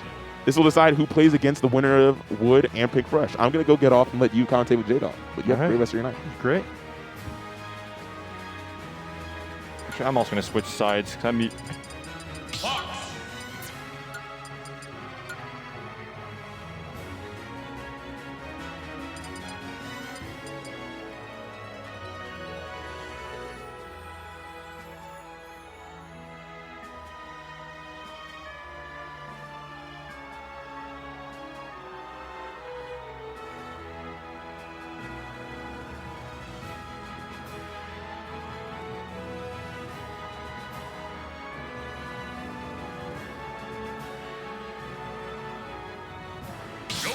All right. I had to switch sides, you know. All good, all good. We can't be doing it me on the left and you on the right. It's just not how we do it here. I guess that feels weird, yeah. Now that you mention it, that's our normal sides. But, you know, speaking of normal sides, we always got ZD on the player 1 side. And Jerry, coming from the losers quarters, doing pretty well today. And we'll see how this set turns out. Best of 5 the rest of the way through, I'm pretty sure. Yep. So, one thing, we talked about this last week. These two did play. We don't have a lot of particularly active Joker mains region. We do have like Gummy now moving, I believe, moved from Tennessee. And that's honestly all that's coming to my head right now. We do have Power Up down in... Oh, and Landon. I did watch the VOD back, and people were mad that we forgot Landon. I did forget Landon. I'm sorry. Yeah. Landon's mad good. He was ranked 7th on the first PR back. But he just went... He's just not around as much. Oh, you're fine. But, hey, if he got that reset, though... Oh, I'm actually shocked that he's still alive. Good DI right there from Jerry. Actually, still has enough RSN to make a big play. That should be a free down air, but... or at least a counter, but... Yeah, tried to run to the stage and then, like, jump, short hop down air, but he ended up getting double jump instead. I will say, so Jerry is PGR'd in Melee, and he plays Puff and Fox, but I most want to talk about the Puff. Puff is a defensive character. Puff mostly relies on not interacting most of the time. It carries over into Jerry's Joker. I'm going to be honest. We see a lot of guns from Jerry because it's such a good defensive option in this game. But also, it means that he doesn't go out for a lot of, like, edge guards. Yeah, and even in situations where he kind of could. Like, especially, you know, if you play Melee, you know you have to edge guard Fox. And, like, I think it's just a matter of time before Jerry kind of gets that step back in this game because he did take a really long break from Ultimate. I didn't see him for, like, the first year after things started coming back offline. And not going to get anything there. Probably at least could have gotten the down B, but either way, that bear is going to kill Fox. It's not bear on Joker, like default Joker, isn't that strong, but hey, you give characters light as Fox, that's just dead. Yeah, that's going to be a lot of damage. He's going to get full Arsene here, which you actually don't want in a recovery situation because that's such an easy 2-frame. Yeah, Jerry has to really mix up his timings right here, if he can even keep Arsene, because that jab ate up so much of that meter. He just cannot. Hey, he spent the last like 20 seconds on the ledge, and he lost his whole Arsene. Yeah, and if he had Arsene right there, that could have been honestly a play or a stock. And now, you know, no meter and no. Well, he managed to get that gun, but like he doesn't have a lot of options to really make a huge comeback here. It just has to be clean play the rest of the way through. Yeah, and there's that up air. You're gonna be able to get a hit of up air, but nothing off it. And he's about to get lapped in percent. Ooh, back air. Not going for an up air right there. Interesting. Could have just been a misinput there, but either way, he's just out damaging Jerry so hard. It feels like there's not a lot Jerry can do, but we've seen it's just been a lot of poor options of just ZD just reading him so hard. Yeah. ZD's just kind of playing one step ahead, but okay, here we go. That could be the start of something. Counter, there we go. Yeah, that's free. Tetrakarn, one of the stronger counters in the game. It's also one of the most obnoxiously big ones because a lot of counters with like the movement attacks and stuff, they'll just pass right through it. But the hitbox for Joker's counter isn't like a circle on the character. It's just a giant oval all around him. Yep, so above and below. So you're just not going to miss it. Yeah, and it's just a match made in heaven when it comes to edge guarding Fox. But I think Jerry is actually still in a pretty solid position to take this back. He's looking really good after that stock. He found what he needed to do, but he's still at a really high percent, which will lead to that. Yeah, and on top of that, you know, I think that was one of those times where, because of the kill flash, it takes your DI from before the flash. So he might have been trying to hold in to grab ledge, and he ended up just getting his DI mixed to hell, and my man went straight up. Yeah. And I think we're going to go to Kalos. Because that was Jerry's counter pick the last 2 times he played. And I can see that being a stage that ZD is perfectly fine with going with as well. But also, once again, he did lose the last 2 times he played on Kalos, so wouldn't surprise me if he's actually thinking right now. True. Yep. Well, we shall see. It looks like my gut says run back. My head says that you're right. Oh, FD, that would be an interesting pick. That would be highly. That would be something I would highly not suggest. Yeah, it's a huge gamble. Like it's a gamble that on your skill and your ability to kind of trap ZD in the air, which historically is just been the other way around. So we'll see how it plans out. But yeah, ZD also loves the stage. He's talked about it before that he just loves it, and it's not his go-to counter pick a lot of the times. Although since he said that, he hasn't kept true to that. He's counter picked the stage a lot, but it doesn't change from the fact that ZD has a lot of practice, and it just we know it as his best stage. Yeah, yeah. I mean, historically, across multiple games, Fox and Spacey's on FD has been a match made in heaven. And right now, God, look at this ledge trapping. Jerry has not gotten an opportunity for the last, like, 70%. And the only chance he got to play was off the huge overextension there from ZD, which he might come to regret. ZD is trying to go for these shines, probably as fast offering options. We've seen a lot of characters recently start utilizing these fast options they have, like Kazuya with his frame 4 up air, get out combos. I've seen Wolf players use their shine to get out of a lot of stuff. So why wouldn't, Fox's, I'm pretty sure, is a frame faster. It's especially useful in this matchup because if you out a hit stun, you get that little hop up, and sometimes it'll make Joker kind of misspace something. Okay, back air, not going to be enough to do it. Please drop down. Okay, good. That was just a good angle from ZD right there, though. But that hit dash attack. Yep. True fighting game meaty right there. Hit it up, like later part of it, gets maximum frame advantage, means that you can combo into pretty much whatever you want. It's not even that it's like, max frame advantage. It's the fact that it also sends at a weaker hit, like a weaker angle. So you're right, you do get less frames of lag, but it's also such a good angle for a follow-up. Yeah, it's such a staple in the repertoire. And what was that clank? I think he jabbed. I'm pretty sure he jabbed. What the hell? Okay, but that back air will be more than enough to do it. ZD shaking his head. Because that's something that Jokers look for. Like, they trap you on the ledge, and they just throw out back airs, because what are you going to do about it? And ZD in a pretty bad position right here. Good shield. Yeah. Can't cross up. He did good to DI out there. If he DI in, that was a free down air for a Joker. Nice. And that's what he needed. Yeah. He found the ledge trap, and he took full advantage of, hey, Fox doesn't have the best ways of mixing up how he gets back. And we saw ZD can't go low when he has Arsene active. Yeah. He just explodes. Beautiful edge guard right there from Jerry. Kind of what we expect to see from the melee player. I mean, Fox's recovery has not changed much since melee. If anything, it's gotten maybe slightly better, but he still has the same 2 moves to get him back. I mean, yeah, you do get to use both now. Yeah. But there's also, actually, this game is still a decent amount of end lag, but it's not a lot of end lag. But it's definitely more compared to melee. For sure. All right, but ZD on the ledge, starting to slow it down a bit, but Jerry, nice up tilt. That's something that Jerry does really well. And beautiful F smash using all of the hurtbox shifting in Joker's toolkit to get that KO right there. Nice work. And that move isn't even particularly fast. It's just a really good, hey, what you doing in there option, Yep. You don't use it often, if at all. There's very few situations where you would, unless... Actually, I'm trying to think of any combos you get. There's Arsene down air at 30-ish%. You also... Forward smash. If you get the Joker hitbox of Arsene there, or only that one, it combos in F smash at pretty much any percent. Which is one of the most obnoxious combos, and I only learned about it because I played Jerry on quick play once, and I died to it. I'm like, well, but that's enough quick play for me. Yeah, I saw, I can't remember if it was Charlie or Zan's Joker do that. I'm like, oh, that's unholy. But ZD going right back into FD, but we have a character swap come through with the Wolf, and, ZD historically says he goes Wolf in matchups where he just doesn't feel like he needs to be as on point. It's kind of the safer, okay, I hit you twice, you die. I don't have to read you here. Yeah. Wolf all around is just a better character, I'm going to say it. I don't think... Whoa.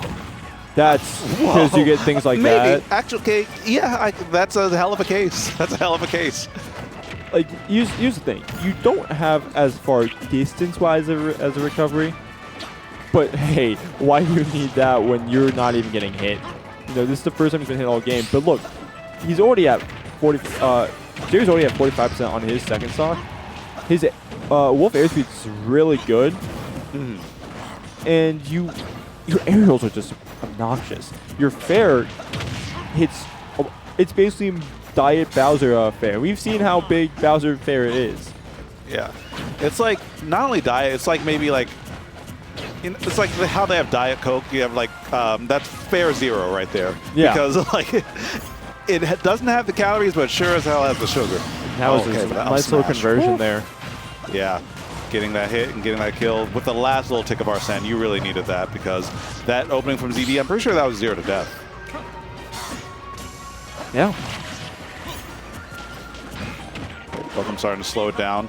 ZD kind of playing a bit cheeky on Jerry's shield a lot of these times. Oh, that was nice. That was nice. Great read right there. And that's what I mean, though. Is he realistically could have gotten a punish off that, but he's choosing to go with a. I'm not going to get punished for it, but that's what he needed. He needed those off-stage bears, which I'm sure once again he's not unfamiliar with. Yeah, especially when you're playing as Joker. It covers like practically a 180-degree angle. But again, second stock, same as the first. That fair in the back air, Jerry got caught holding in, and that's just a recipe for disaster. God, gun is such a good move. Which one? Both. But we have also, actually, I guess it's arson gun specifically that was nerfed. But either way, it's pretty telling that he's able to land with it and doing it repeatedly. Because ZD is one of those players who will punish you if, hey, that option really isn't good. Stop doing it so many times. And, hey, that option's obviously pretty good if he's not punishing him for that. Yeah, honestly. I mean, like, he might be saving it for a later stock. Like, I think Wolf might be able to chase down Joker, like, when he is using the gun like that, but it's just such a risk, and if you get tagged, you know, you're probably in an even worse position. So, yeah, it's a damn good move, and oh my god. How did he get around that? I'm gonna be honest, I don't... And why did he jump there? That was so bold. He knew he wouldn't get hit, but that still was so scary. That much charge, that probably would have gotten the kill. The ledge. Risky F smash, but hey, that move's also -10. So. Yeah, especially if you space it right, like you're fine. Because something I have heard is on a Joker say he doesn't have the best out of shield game, which I don't fully believe, but he does and doesn't. Like, if you really misspace something, he has an option, but like, no, he's not dead. But yeah, now you have Arsene and one back air, just one back air from almost anywhere on stage, and you're super down. Jerry cannot be put in disadvantage. Yeah. If he lets ZD get his back to him, there's a good chance. Oh, yep. He even held out. He knew he was dead. He I let don't think himself die. would have saved him. Yeah. Because he knew how like critical that screw up was. Like, he had every position he had every reason to not press forward. He had Arsene. Like, sure, you had like half Arsene actually. You didn't have to really press forward. And ZD was like at a higher percent, and you kind of had him on the ropes. The only way that you were dying there is that scenario. Which I get why he did that. ZD was really smart to bait out jumps there, or to jump to bait out something, but like Jerry kind of cracking the 11th hour. Yeah, starting to tunnel focus a bit. Especially, you talked about it, he was at half Arsene, so there was a good chance that Arsene did disappear at a pretty decent time. And hey, he already got a fake kill screen with the base bear, so you really want to get that stock with Arsene as soon as you can. Because Joker, this is just a general game thing, but a lot of characters will struggle to kill you if you get outside a certain range of percents. Yeah, Marthritis. Yeah. Yep. It's like melee Marth. Whenever like he doesn't get his kill at like, you know, like 20 to like 110-ish%, you just kind of live to 150 because he doesn't have any way to confirm. It's just be a raw hit. And okay, so I do think that the Wolf pick was specifically for FD. We're seeing him go back to Fox right now. It did work game one, but it also feels, obviously it looks like that ZD feels comfortable with the Fox in this matchup. It's just a stage-specific thing. Yeah, I can totally see that. Back when I played a lot of Joker, like, Joker, he kind of struggled getting down from platforms against Fox and like other fast characters who kind of stuff out options. Like, he doesn't have the greatest out of shield. Like, when it works, it's pretty damn good. But against Fox especially, like, you aren't really punching. You just kind of tap dance on your shield. So you kind of have to be in a position to not block anything as much as possible, because situations like that, you know. If that up tilt connected, that would have been pretty bad for Jerry. Yeah. We're going to go back to this, a little bit of laser camping from ZD. Get some extra percent on the board, because you don't have to interact. And then when you do interact, you get a nair up smash. Yep, the tried and true, especially when Jerry jumped into it, put him at the perfect position. I don't think any DI was going to save him. All right, yep, tech chase on the platform. Oh, maybe the rage saving him a bit. I was like, you're eating 2 or 3 of those up airs. But Z said, no. Falling up airs. The chillin' dude, man. Yeah. Respect your elders. Respect your elders. You still have a donate link? Probably somewhere. It's definitely on his Twitter, I know that. Good to. Oh, what? Wait, he got Okay. hit once. Okay. And that didn't stop the roll? Huh? Game was made by interns. What the hell? Good little cancel there. Going to get some damage off of it. What he needs, because realistically, he's losing the stock first. That's just how it goes. And as long as he can get some extra on the board, he's going to be in a way better position. Of course, that's just how Smash works, but especially in this type of matchup with these characters. Yeah, you can't really let Fox run away with it. Joker can make comebacks, but you have to put your opponent in a really bad position first, and that's something that ZD hasn't been doing. But as you say it, he's really starting to claw his way back into it slowly but surely, kind of the Jerry classic, a bit more composed in the pocket. Good parry, but hey, you got 4% there, so you got him above 70. So you do get a lot of conversions around this time percent too. Your drag downs are going to work, and they're probably going to kill. Even with base Joker, you get like another 10%.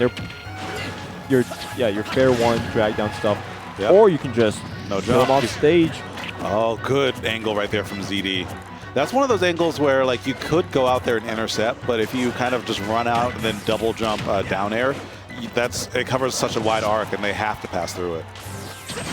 There we go. Nice back air right there. And guns to reset the situation, but that time phasing through some of the gun hits. But Jerry's still very much in control, and Arsene's knocking at the door. There you go. It is. Yep. He wants that bear so bad. He wants it, but like I was gonna say, yeah, he doesn't need it. He could actually kill with. Oh, good angle right there from ZD. Could kill with back air, kill with F tilt. Yep, there it is. At the ledge, he could actually kill with jab at that percent. So I've always found it funny that a lot of players, I do this too, I'm not gonna lie, but a lot of players will just sit on the platform to like wait something out. Even though you have the same amount of invincibility, no matter what, I feel like you kind of just go, like, I understand for like Joker limit, not Joker, it's Cloud limit, but for Joker is they lose it the more you hit them. So just go out and start swinging on them when you have the invincibility. Exactly, yeah. Because actually, if I remember right, you like have less intangibility like if you wait up there longer, right? Yeah, because you have to come down. Yeah, well, I mean, like, also, like, I'm pretty sure just when you're on the platform, like, the longer you're up there, then you just have less. I'm pretty sure. Yeah. I remember reading that. I think it was in one of the, like, the game tips. It's like, if you come down immediately, you have, like, the full 120 frames. But that up smash, doesn't matter, like, what you're doing on the Angel platform beforehand. It all depends on how you close. And that one, ZD's looking like a closer today, man. Looking like a closer today. Who is that? For real. There's only so many players in bracket. Like, there's none of them are playing. None of them are playing right now. Yeah, but you know, we're having a good time here at Xanadu number 479, I think. That sounds right because we're getting up there. We're getting up there. We're getting close to Xanadu 500. It's going to happen sometime early next year. Yeah.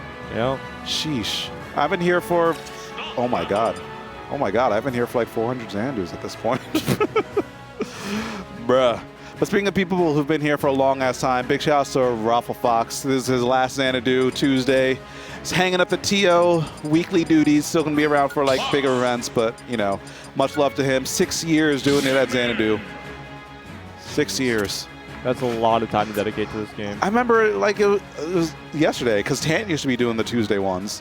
And then, like, started seeing Tant less and less, and was like, who's this guy? It turns out being, like, one of the coolest dudes to ever TO here at Xanadu. Ralph Fox is one of the coolest people.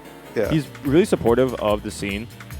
He's a little bit, like I'm gonna say, he's a little bit hard to approach at times because he just has like that authority figure power to him. I mean, one thing, you've been on the TO for 6 years. That's a lot of like. You need that for as one TO. of the most influential local series. That's like one of the. Why wouldn't you have that power at that point? But you need to like have the power to yell at those little head ass kids who's like, "Oh, quit your friendlies! I told you 5 times." I need 5 more minutes. Let me. No, shut up! Quit your friendlies. You're DQ'd. That's the energy you need to be a TO. And Raffle gives it off if needed. He doesn't take any of that. Yeah. And hey, the fact that he still loves shows that he's doing it out of love. That's facts. That's facts. Speaking of people who've been here for a minute and also doing it out of love, Pink Fresh still, you know, hanging on to the sticks and still doing some big plays against ZD today, and always with the impeccable music choice. I love me some Kitsch. So originally he was going to go secondary today, but then this is probably one of the most stacked Xanadus until next until next year. Yeah. Probably. It is. It's the most taxing until next year. There's always a chance around like the first week of Christmas break, but for the most part, yeah, I think you're right.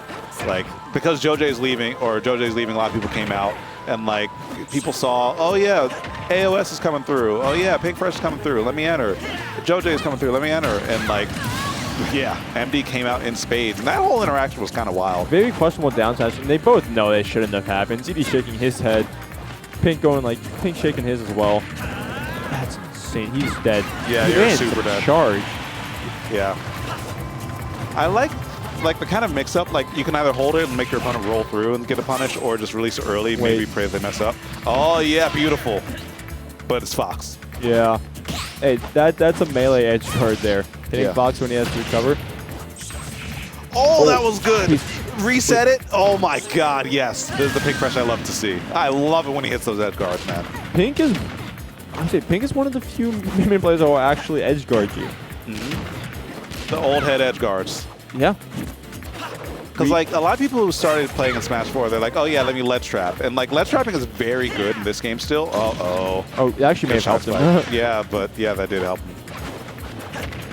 That's not it. Minion is heavy. Yep. All those arms. She literally has to like change into a big like wrecking ball. Do you know how much weight that is? It feels like 2 tons. That joint hurts. It was the same weight as Captain Falcon. So obviously Captain Falcon's helmet is weighing quite a lot. Yeah, F-Zero safety regulations is probably nothing to laugh at. Oh yeah, I mean you're going so fast. Yeah, they better have a good ass helmet. Yeah, I will say, so this matchup is historically not good for Min. I don't imagine the fact that you can't mash on Fox's shield anymore with Nair helped that. Oh, get over here. The thing is, like, it's not good, but I feel like it's not bad. Like, when you're... It's a Fight Pass 2 character. Yeah. Like, when you're able to do this and you hit those 2 frames, like, Min can destroy Fox. But the thing is, you have to get the initial hit first, which is so hard. Good. He jumped out of it, but...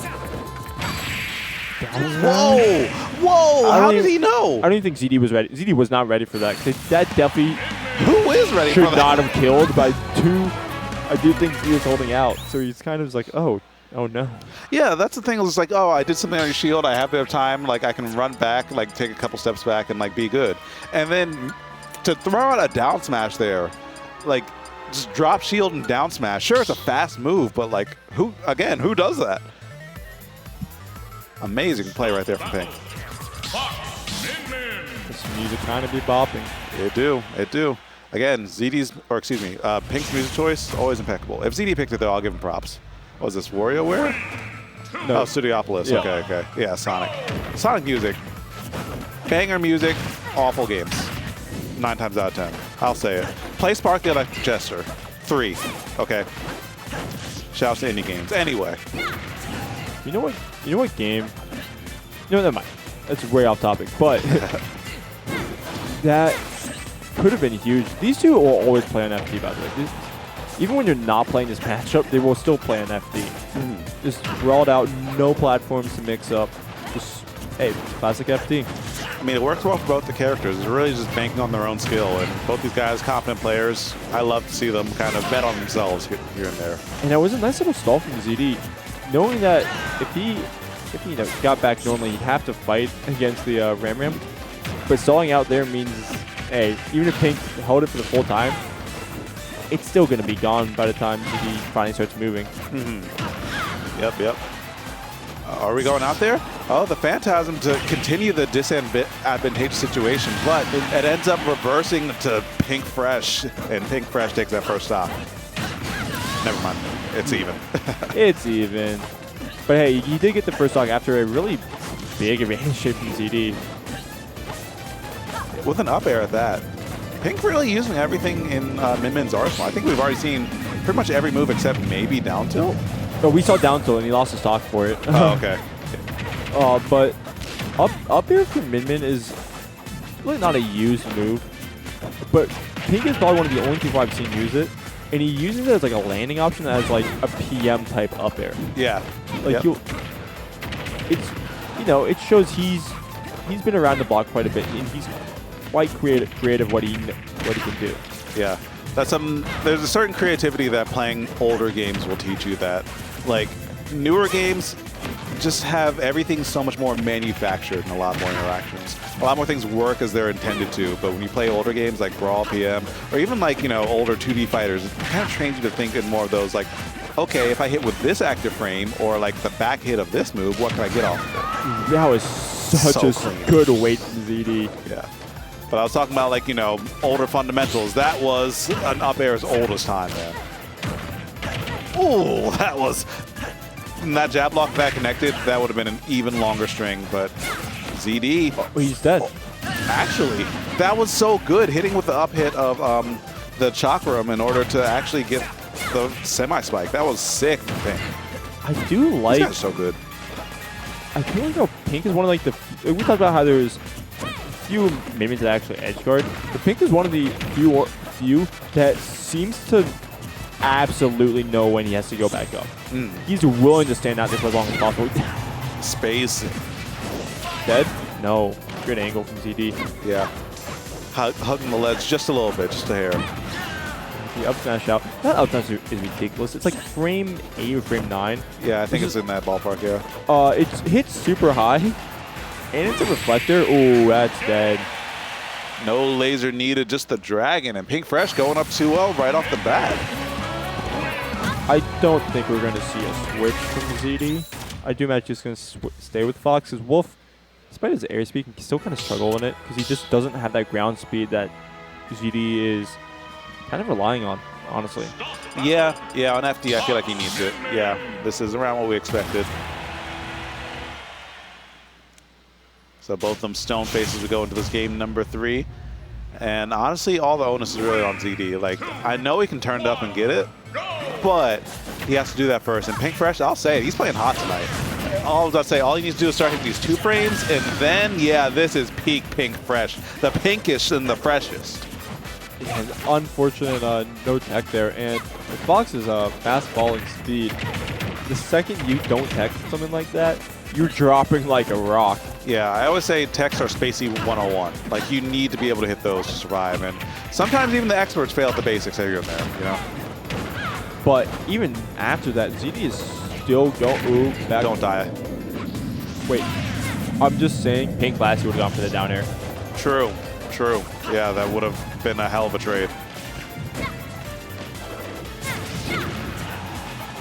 And that he lost a jump.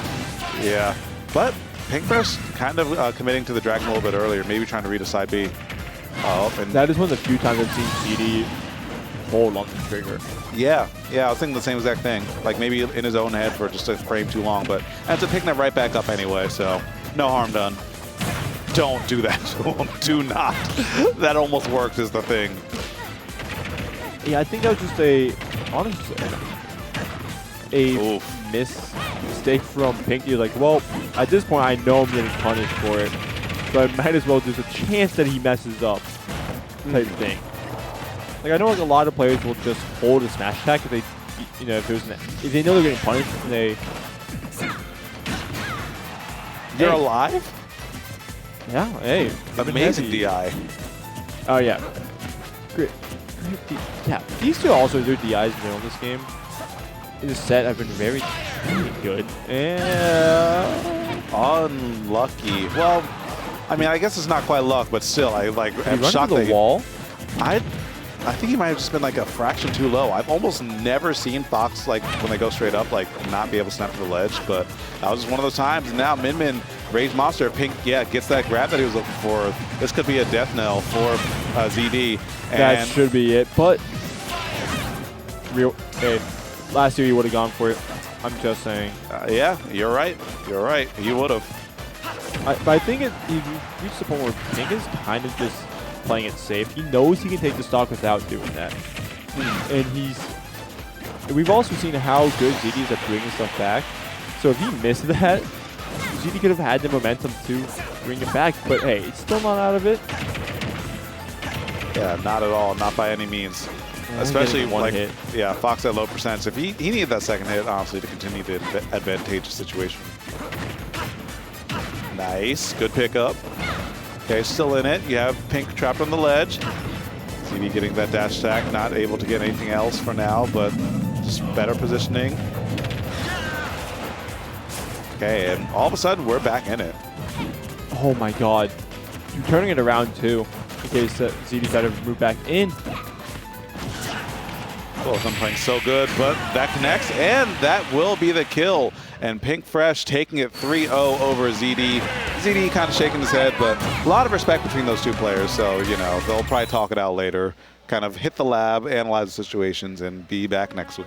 Hey, probably this Friday too, honestly. Facts on facts. Yeah. That is a matchup we see quite a bit, and I do know, like, when Proto fights Light, he chooses to go to Lucina. But also, that's just also Swordies versus Fox. True. But also, Proto's edge guards on Lucina are completely OD. I get why. His edge guards in general are yeah. OD. Yeah. Proto's built up some sterner stuff than most players. But thank you for tuning in, guys. And also, I mean, as an update, I heard on the VGBC Twitter that like they're uploading all of the weeklies on like just long format now. So now you can hear us in between sets. You can hear all of our banter in between time. Oh boy. Yep. So are they going to hear experience. me just completely shit on them? They're going to hear that too. We still can't swear, man. I used 2 tonight, so therefore I cannot curse on the Friday stream. All right. Yeah. That's my compliment. All right. Normally in between sets we can kind of shake it off, but like now, now yeah, we just can't. Yeah, there's no escape. No escape from. Gamer will be at my house tonight at the window. It's a long drive now, but he'll do it. He'll do it.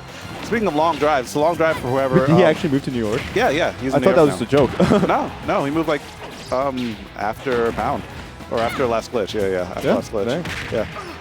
Okay, but back to the match. Like these two, AOS I haven't seen out on a Tuesday in a minute, but like I've seen the movement, I've seen the results, I've seen him in losers finals. So, dude still got it. In general, we haven't really been seeing a lot recently. The last time we saw him, I can think of at least, was the homecoming that we had a few weeks ago. And then before that, I could not tell you. Yeah, and it's kind of impressive that he's still like, you know, playing this well after not really going out to a lot of tournaments. I know he used to grind a lot on Yuzu for a long time. He was a Yuzu grinder. He was a Wi-Fi grinder. Yeah. He was just a grinder in general. He also just went to a lot. Like when he has free time, he will go to a lot.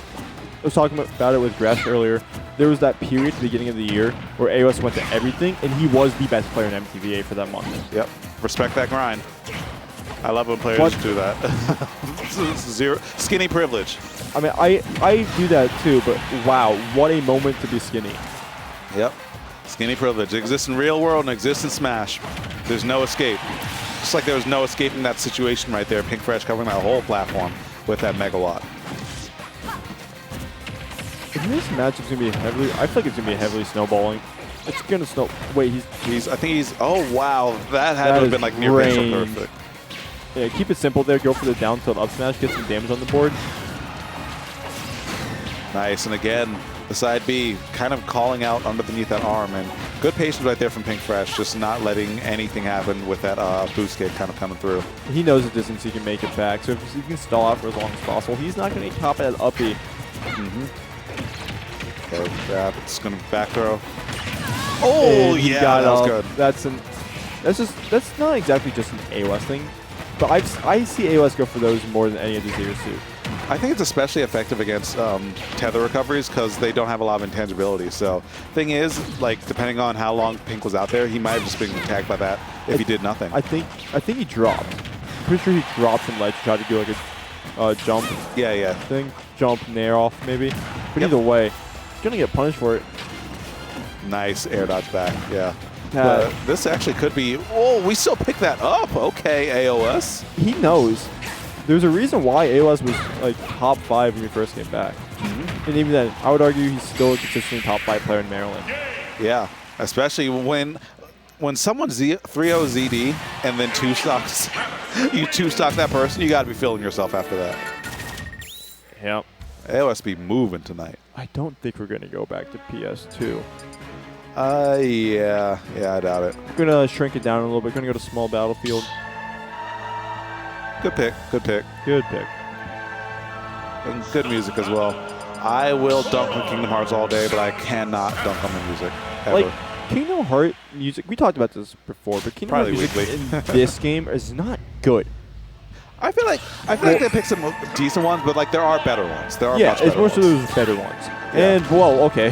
And plus, I'm a orchestra nerd, so like just the vocals, the harmonies, and Dade, they hit that dissonance, the minor seconds here and there. It's good stuff. Anyway, They the Sora. do be sounding nice. Yeah. That's my feedback. Yeah. But the Sora from Pink, honestly, let's be honest, this used to be a meme character for Pink. Used to, yeah. But we've seen legitimate Sora picks come out a lot recently. The success of Kameme in the singular game, Meister took at SmashCon. So it's been quite a good second half of the year for Sora mains everywhere. Yeah. And I stand by, like, Sora was always solid. It's just you needed more time to catch up with the meta. The game had already been out by, like just under 2 years when he came out, so. That is true. It took us about a few... No, 3-ish. Yeah, 3. Yeah, it was just under 3 years. Just under 3 years. But also, it did take us a little bit over a year, not a little bit over a year, but about a few months after Kazuya's release to actually develop this character. Now people want to ban him. So you're right. The meta takes a while to develop. Yep. And Sora doesn't have a lot of that gimmick that, Steve has, that Kazuya has. He's, as funny as it is, actually, there's still Sephiroth. He's probably one of the most funny characters of the Fighter Pass 2. Does that make sense? Yeah. I guess we're less gimmicky of the Fighter Pass 2. Yeah. It's kind of, he feels like he fits in well with Smash without changing the rules. He doesn't have that explosive factor. Yeah. That's what I'm looking for. Because there was that whole talk the other, I'm not sure if you follow A-Star on Twitter. I do not. He made the tweet saying, which is the better character, or which is the worst of these three, and it was Roy,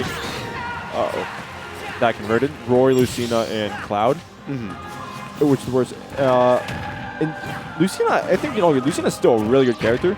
But you look at it, it's Lucina, and the reason why is that character just doesn't have that explosive factor. Roy kills you at 50 with side B. Cloud does whatever Cloud does. What does Lucina do? She edgeguards you to death if you read. And like that's the thing, it's not an explicit explosive factor. But like it is there, but it's a bit hard to set up. Exactly. And I think Sora suffers from that same general thing. Of course, there's the whole, if you follow Dusty Carpet, you know that man labs those. Oh, that's true. No, that's not. Yeah. But he labs those Nair combos or whatever. Nair fair. And the noops. And that's going to take it. He labs the noops. And that's still not viable. We've been seeing it a bit more with Kamehameha recently. As more Sora, like Unleashed in New England, been doing there a bit. But that's not a consistent thing. That is really prone to human error. Yeah. Yep. They are difficult. And I mean, when you can just go for the consistent stuff, it works. And that's why Pink was able to take that game number 2 right there. And AOS signals the ZSS. I haven't seen him play too many other characters. He has a Mario, but that makes sense. Last time I've seen him pull that it was out his OG main. was at Cross-Up when he had to fight Mr. L, the Pikachu player. That makes sense as well. Yeah. I would not want to be Pikachu, or excuse me, ZSS against Pikachu. That seems obnoxious. But we talked a lot about Sora last game. Let's talk a bit about like AOS and ZSS because, I mean, in this matchup, ZSS doesn't have a lot of super non-committal anti-air options when she's holding shield. Like she can fair you, but that's super prone to messing up. And see it like that, case in point. And other than that, like you maybe parry up tilt or like better off an up smash. But when Sora's tap dancing on your shield, you kind of just have to hold that. And that's why like Pink can get so much mileage off this pressure. Nice. I do not know how many Sora's AOS has fought. That is also true. We do have we don't have a lot of Zero Suit Samuses here, but we have some. And you also got to remember, Pink played Zero Suit for pretty much the first year of this game. Yep. He was pretty good. Alright. So the adjustments are really on AOS to make right now, and frankly, I don't know if you can figure out the answer like in this game. Next game, all the pieces might come together, but like I'm still struggling to think of a way to deal with shield, or like when you're holding shield and Sora's doing nair and forward air. There's the whole joke, well not even joke, but kind of truth about Greninja players that you don't shield, you jump the whole time. True. And I do think that maybe it's something that AOS has to start doing. You can't afford to be into your shield. How do you get out of it? You don't. Yeah. Yep, see, you bet it all. And Battlefield does help with that. That was actually a really smart up B right there. But, you know, still didn't lead to a net gain of anything. Ooh, there we go. Put a little bit of pump on charge. that. It's kind of hard to tell whether that was forward smash or up smash, too. Yeah, I thought it was a forward smash, low-key. They have like kind of pull-in emotions. Or not emotions. Pull-in motions. And that can be a little bit of a mix-up. Animations in this game are really beautiful and pretty good, but they are not clear sometimes. Yeah. Yep. The posing. And also, I'm not going to hop on the soapbox for too much, but I have a lot of thoughts about the color palette of Smash Ult. But anyway. That's actually really interesting. I would like to talk to you about that. Yeah, I have a lot of thoughts.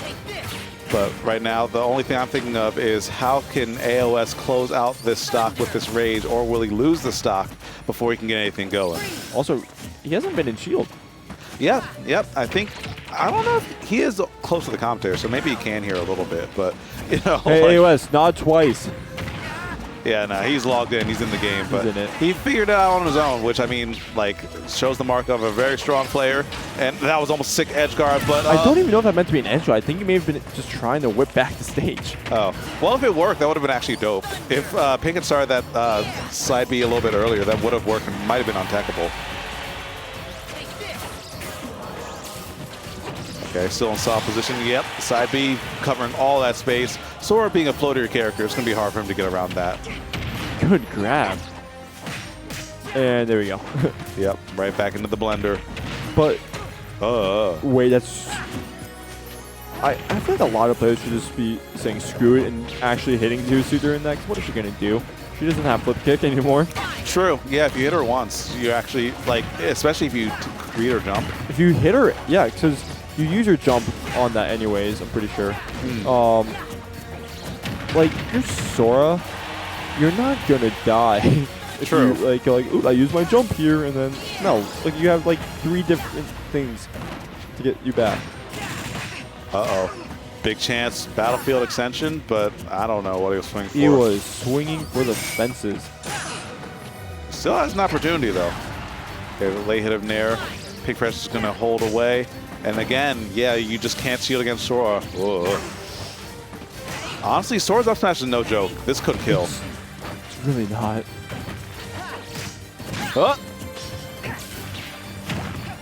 You're probably dead here. Unless he couldn't get off the platform. That is a certified. You're dead. That is a certified ultimate platform moment. Yep. Always got to reset your stick back to neutral to walk or drop through any platform. So, is that it? Yeah, you Okay. always have to reset your stick back to neutral. It's especially harder on GameCube controllers. Oh, fun. Yep. We play on old faulty technology, and we live and die on this hill, man. GameCube controllers are something special. I love them. Yep. But AOS, even though he dropped that situation, manages to get the KO anyway. So, you know, up 2-1 and still completely on track to make it into the grand finale of today. Yeah, Dexter waiting still. Which is not super often we see Dexter waiting on winner's side. Especially when it's not ZD still in the competition. True. Yeah. Yep. Dexter and ZD won't have another chance to add another one to the ongoing ocean of VODs that they have. Don't think they've played since the 200th one. I'm thinking about it. I haven't seen them play in a while. Yeah. I mean, they could probably use a break, let's be real. 201 sets against the same exact player. Absolutely. I would honestly RPS at that point. The potential final game of this set right here, if AOS can close this out, in which he can get a solid grab right there. And okay, that back air, almost doing it. Nice pickup. Yeah, Pink got too complacent just sitting out there. Yeah, he was in that position a lot in game number 1 and didn't get tagged, but that time he was just kind of hanging out there for too long.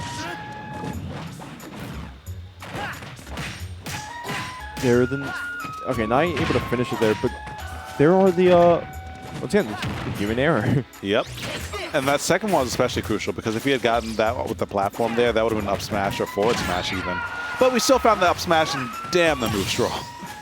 Yeah, he also gave it a scoop hitbox. You know, that's his explosive factor. Yeah, honestly. people start pulling the trigger on that more, treating it like Mario's up smash or something, like I think Sora can. And actually, low-key, when people start doing that thing where they kind of switch the direction that they're shielding last second, and like make it really hard to see, you could probably land a lot of really huge up smashes to people who try and cross the shield a lot. Yeah. That move hits so high. Yeah. It also links really well for a move that probably shouldn't be linking as well as it does. True. Yeah, a lot of multi-hits like that tend to be kind of funky, but Thunder or Thundaga is pretty consistent. Wow, we did that from the top row. That's the AOS there, I don't know what to tell you. Yeah.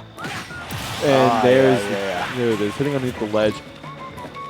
The single hit of F tilt is not a move we've been seeing a lot more. I feel like when Sora players realize, oh, this hits rather low. We started seeing it quite a bit more. It's a really big move. It covers entirely like in front and below Sora, so getting the job done. And nice using the sliding up tilt to almost get a KO.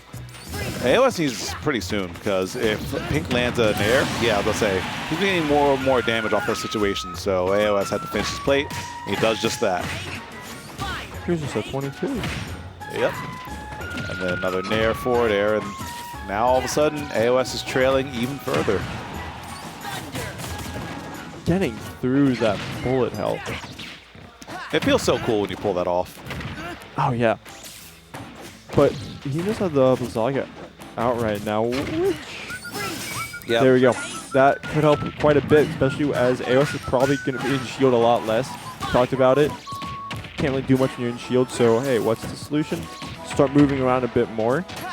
That's your, hey, get off me tool for a little bit. You got to be able to keep a distance with it.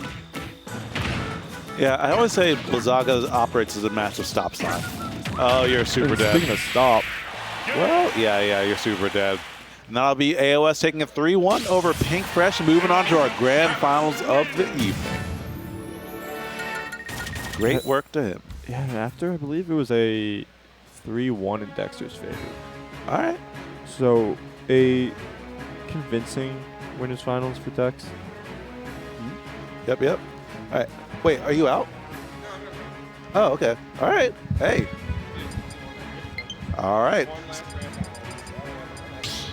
All right, so about to be joined by the man, the myth, the legend on his last Tuesday Xanadu. Nick District signing off, so thanks again for holding it down, Nick. But I'm joined by my man, Raffle Fox. What is up? How you doing? I'm doing all right. No, that's good. I'll mask off. You want mask on, mask off? All right. But yeah, so guys, send some love to Raffle Fox in the chat. This is the last Tuesday Xanadu. He's been doing this for 6 years. 6 whole years. Technically 8 because I was a TO for in Georgia for 2 years. But then I came up here to MDVA, and 6 more years up here, bro. I'm finally free. Yeah, man's did his time and a half, man. You know, especially TOs, y'all be having to put up with some actual shoulders. But we put in overtime. But you know who's really putting in overtime? AOS going all the way through this long bracket run, man, breaking out the Mario. Yeah, and this was his OG main back in Smash 4 also. Like, his Mario, it works. It is. Speaking of 6 years ago. Yeah, true. God, we're old. We're so old, bro. It's been so long. Yeah. I guess he likes the Wario matchup just more than playing ZSS and the Wolf, which I guess makes sense, right? Yeah, I think they played earlier and it did not go in AOS's favor, so, you know, might as well mix something up. And Mario Sachs has been rising up with Kurama's massive showing at Ludwig's this weekend. He put in work. I think people, you know, with Dark Wizzy losing to DQ so often, people kind of forgot about that character. I mean, he's still, you know, he's still pretty relevant, you know, as far as the higher tier characters in this game go. He's got great normal, he's got good reach, he can box really well. I mean, you know, the up smash is still ignorant as all get out. So I mean, really only limited by the player's creativity and like patience as well, because sometimes you will just be holding like mix right here in like a lot of situations. Right, yeah, his get off me tools aren't exactly the best all the time, but yeah. Yep. But when you get in there, look at that. I know, right, bro? You still look at that. Ooh, mix. All right, we got grabbed. We were doing mix for a good second there. Yeah, but that was a Dexter moment. Like Dexter just has some of the best defense in the region. That is true. No lie. Oh my goodness, the read on that tech. Oh, see ya. Yep, by an R. There's no way you're surviving that. After that was nerfed like 3 times. All right, I hate you. I actually hate you, bro. No, you don't. No, you don't. That's true. That's true. That's true. Anyway, oh my God, the jump in there. Really, rarely see that kind of aggression from Dexter. Yeah. Well, I think he's feeling himself. He's definitely, tonight. yeah, I was about to say, with the side B right there, he's feeling it. He's feeling it. Yeah. He's like, man, I already beat this guy tonight. He's playing Mario. I'm watching this Mario. This is free money. It's free money. You do kind of feel like when you force somebody off their main, you kind of feel like, all right, you know, I got the hang of this. They're not feeling confident in their main. Their secondary might not be quite up to speed. Easy matchup, right? And as you can see, coming through with a clean 2-stock. Yep. That's not how you want to start Grand Finals if you're an AOS fan, but... No, that's a little rough. But, I mean, you know, he's got time. Hopefully, maybe that's a bit of a warm-up, you know, de-rush the Mario a little bit. We're going to Battlefield tried and true Mario counterpick. That top platform is just so good for that character, man. You just, once you're up there, the up air strings, the resets in the either up B or what is it, down air? Crazy. Yep, he just be doing whatever he wants. Build-A-Bear combos right there. The true B&B right there. Yeah. Speaking of stuff we've seen for forever, I just realized Dexter, I mean, I feel like Dexter has not aged. Speaking of, that was some good patience by both players. But yeah, my man's always wearing that Adidas jacket with the same jeans, and it's like, I respect the aesthetic, all right? I think what he did was he traded in the Adidas jacket after Smash 4 for a newer version of the same Adidas jacket. Season 2. Yeah, right, yeah. So iconic character design right there. The slight, you know, like the software update, you get like the version 1.0 to 1.0.1. That was Dex right there. Yep. And off the top, see you later. Just like we mentioned at the beginning, man, that top platform on Battlefield, I'm surprised this was not banned because it is crazy good for this character. Yeah, yeah. I think it might be one of those things where Dexter might have assumed he was banning for ZSS after the performance game #1, but he was like, bro, I watched you so bad, I know you're switching character. yeah. But, I mean, AOS take to his guns, and I respect that. Wow with that scoop, though. Like, right from below, by the way. He was below the platform when he got hit with that move. Yeah. Sakura, I love some characters a bit more than others. It's okay. That's I'm true. a middle child, too. I understand. You know, you got room to talk. DDD, man. DDD. True. Oh, the one fireball, he might have got, you know, probably the second one, he might have got even more off there. Yeah. Trouble on the platforms, man. Not quite going to kill because he only started on the bottom platform, but still. Absolutely cooking. 91%, nothing to sneeze at. Yeah. Yeah, and actually, he almost got an up smash when Dexter landed the up tilt right there, but oh my god. He was doing good until he didn't tech on the platform right there, and now you're eating a whole 73%, man. Yeah. It's the classic Wolf thing, because, like, especially on this stage, these back hits are... That was... And he turned and did it, so you know it was intentional. Like, yeah. These back hits are something nasty, dude. God. Yeah, Dexter's feeling himself a lot tonight. Definitely. And when he's in the zone, he's actually extremely dangerous. Probably one of, you know, if not the best player in the region. Yeah, yeah. He just has spurts, and look at that grab, man. Gets a reflector. AOS, yeah, he had to get something in there. I respect that up smash, but now you have all that rage and AOS fighting his demons. He's trying his best, man. He's trying to avoid another 2-stock. You know what? I expect it to run off Nair. He wanted to end the match as quickly as possible. Yeah. And a really good cape right there from AOS, and even better Nair kind of call out because... Ooh, hold up. Wait a minute. This is looking dangerous. Grab. All right, too slow. Spot dodge, yeah. Okay, how do you get off the sledge, though? Regrab situation, no punish. Yeah, that was so weird. Dexter was just a little bit not ready for that regrab. Yeah, really, even though he went down. Tell me why that fireball actually transcended. The drone is gone. And then now you are grabbed and into the air. 82%, man. You got to get back to center stage. No dice just yet. Uh-oh. I know, right? The Mario zone. The Mario zone. Da-da-da-da-da-da. Dead. B2 pair. Oh, my God. I can't believe it didn't kill, but still. Oh, and what? What? just a little too greedy there. The stage, brother. The stage, brother. I was talking with Nick about like how so many interactions in this game are like every move kind of does what it's supposed to, except Wolf's Nair. That's one of the few moves that just straight up has a back hit that like looks like it's from Brawl or Smash 4. Just does whatever it wants. Yeah, it's strong. Yeah. Yeah, strong both ways. Honestly, yeah, front and back here, that move are kind of criminal. Yep. He is an outlaw after all. On the run. Right, for a potential final game of this tournament, Dexter trying to send us all home before 11:30. Like actually speedrun. Yeah. just holding the A button to clip through some stocks. And I mean, right now, AOS needs to align those QPUs right quick. As I say, he was doing pretty good there game 2. He's just got to clean it up just a little bit. Keep doing the same thing he was doing with those platforms, those extensions, these up air combos. I mean, they're getting big mileage. Yeah. I think it says something about Dexter's confidence when, I don't know what he banned, but like we still ended up back Battlefield Mario. He's like, I don't care. I mean, yeah, I was getting carried off the top, but like I'm probably still going to take stocks before you. Yeah, that's confident. Ooh, that pivot grab. Pivot grabs are so mediocre in Ultimate that they seem like purely flexes, but right when you're pulling off. Yeah. It used to mean something back in the day, speaking of 6 years. Back in my day, pivot grabs were an actual viable option. Okay, Grandpa. Right. Time to take your... Yeah, time to put you to bed. Yeah, time to take your aspirin for your arthritis because you played Melee for too long. You just like me, for real. How do we get out the corner of the roll? Not it. Going to be stepped up by Dexter. His patience, man, is just beyond compare, man. Yeah. And... I mean, and the detail, he wants it all. He wants it all. He wanted it a little too much. But we had to get a Tuesday in there. We had to get at least one Tuesday before things wrapped up. Classic Dexter has to be true. Yeah. What better way to do it when you actually have 3 stocks still? True. This is the optimalist, Steve. Yeah, right. He's doing the all achievement speed run. Give a little Xbox like, it's Tuesday. You use all the moves, do the Dexter SD. True. Yeah. All right, now all you need is an up-tilt kill. Never mind, we got back there. Oh my God, bro, that move is so, bro. The Overwatch play of the game. The music start playing. That's this wolf back here. Got to get all the endorsements on that one. But big congratulations to Dexter for winning Xanadu number 479. And guys, that is it. That is it. And that is it for my man Rob Fox's tenure here at Xanadu. And everybody clapped too when I said I was yeah, my man has put in the work for all these years. We love and appreciate you, man. And listen, we're going to miss you, but first thing I want to know is, what are you going to do on your Tuesdays now? What's going to happen Tuesday nights? On Tuesday nights? Well, I'm trying to stream more. Yeah, yes, I know. It's like Streets with Splatoon 3 is the hotness right now. I love that game so much. It's actually just lit the competitive fire in me in a way a lot of games have recently. So I'll probably get back to streaming.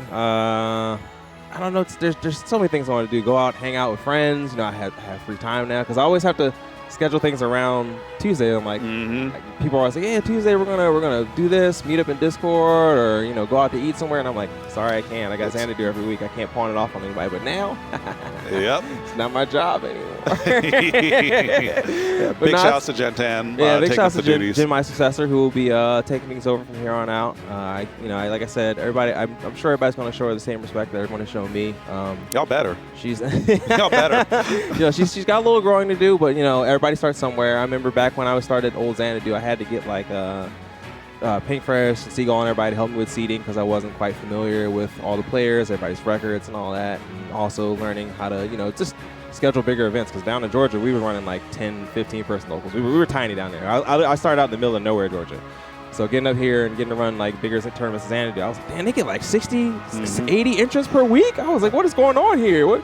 And you joined like in Smash 4 at the point where like our weeklies, like we were getting like you said, 60, 80, but like there were times I remember it was like 120 people at Old Xanadu. Oh my God, summer at Old Xanadu was crazy. Yeah, I'm about to say that. Bro, I remember just like having to wade through people, man. Remember the one set up on the right where the bad power strip and people would bump into it and the whole table would lose and they would be mad. You're like, just replay the match. Just start over again, man. Hey, don't bump the tables. Don't bump the tables. Yep. And the class, who are Chinese? Oh, who are Chinese people? I missed the takeout and stuff like that. Man. Yeah, it's been a wild 6 years. I mean, starting small in Georgia, coming up here, getting the opportunity to help Tant start Glitch, and then he brought me on board for Super Smash Con, and then Pound. I mean, it's been. I've done everything I wanted to set out to do, so I'm just chilling at this point. So. Yeah, you've had one of the greatest careers in weeklies, and I mean, you said you were still helping out with like the bigger events too. Yeah, so. I'll still be around for Glitch. I'll still be around for Pound. So it's not like I'm disappearing forever. Literally just the weeklies, and Super Smash Con, of course, because SSC is one of my favorite events of the year. It's so great. Yeah, I was about to say. Come to Super Smash Con if you haven't, please. Even just for a day. I'm telling you, it's so different from any other major. But for sure, I mean, and Well, like I said, thank you as well for, I mean, man, you've been around all these years, J-Dog. And I always said once you and Pink Fresh hang it up, I'm right after. And now I'm just waiting on Pink Fresh. 1 out of 10. Yeah. We just got to convince Pink to stop playing. Yeah, multi-stream on Tuesdays? No. Yeah, right. But, you know, Raffle. Hey, Multiverse, save me up. Yeah, but we cannot thank you enough for all these years that you've put in the work for the community. Like, you know, Tuesdays will never be the same, but we're still going to be holding it down. And hopefully you come and visit. Hopefully you come and visit. I'll come there, for sure. I mean, Yeah. probably on Fridays, but like, you'll see me around. Yeah. But, I mean, any last things you want to plug? Any shills? Where can they follow you? Twitch? You say you're streaming? My Twitch is the same as the Twitter. You know, you'll find me there. No, that's it. Thank you all for watching. I mean, the scene wouldn't be the same without all the viewers, all the players. You know, like I said, TOs are just facilitators. We just show up. We enter names and bracket. We get yelled at for seating. And then we're all gonna miss him so much. It's so hard, but I've been sitting on this decision for months, and I'm like, you know, no, you earned a break. If you walked us back, I would actually be like, no, you earned a break. You earned a rest too. So I'm like, people, they're not gonna let me go. But yeah, God, what was I saying? Yeah, Twitch is the same as the Twitter. You'll see me there. And no, that's pretty much it. Thank you all. Like I said, community is what makes this happen. I am just a part of it. Thank you all for letting me be a part of this all these years, and we'll see y'all around. Yep. See y'all next time. Peace.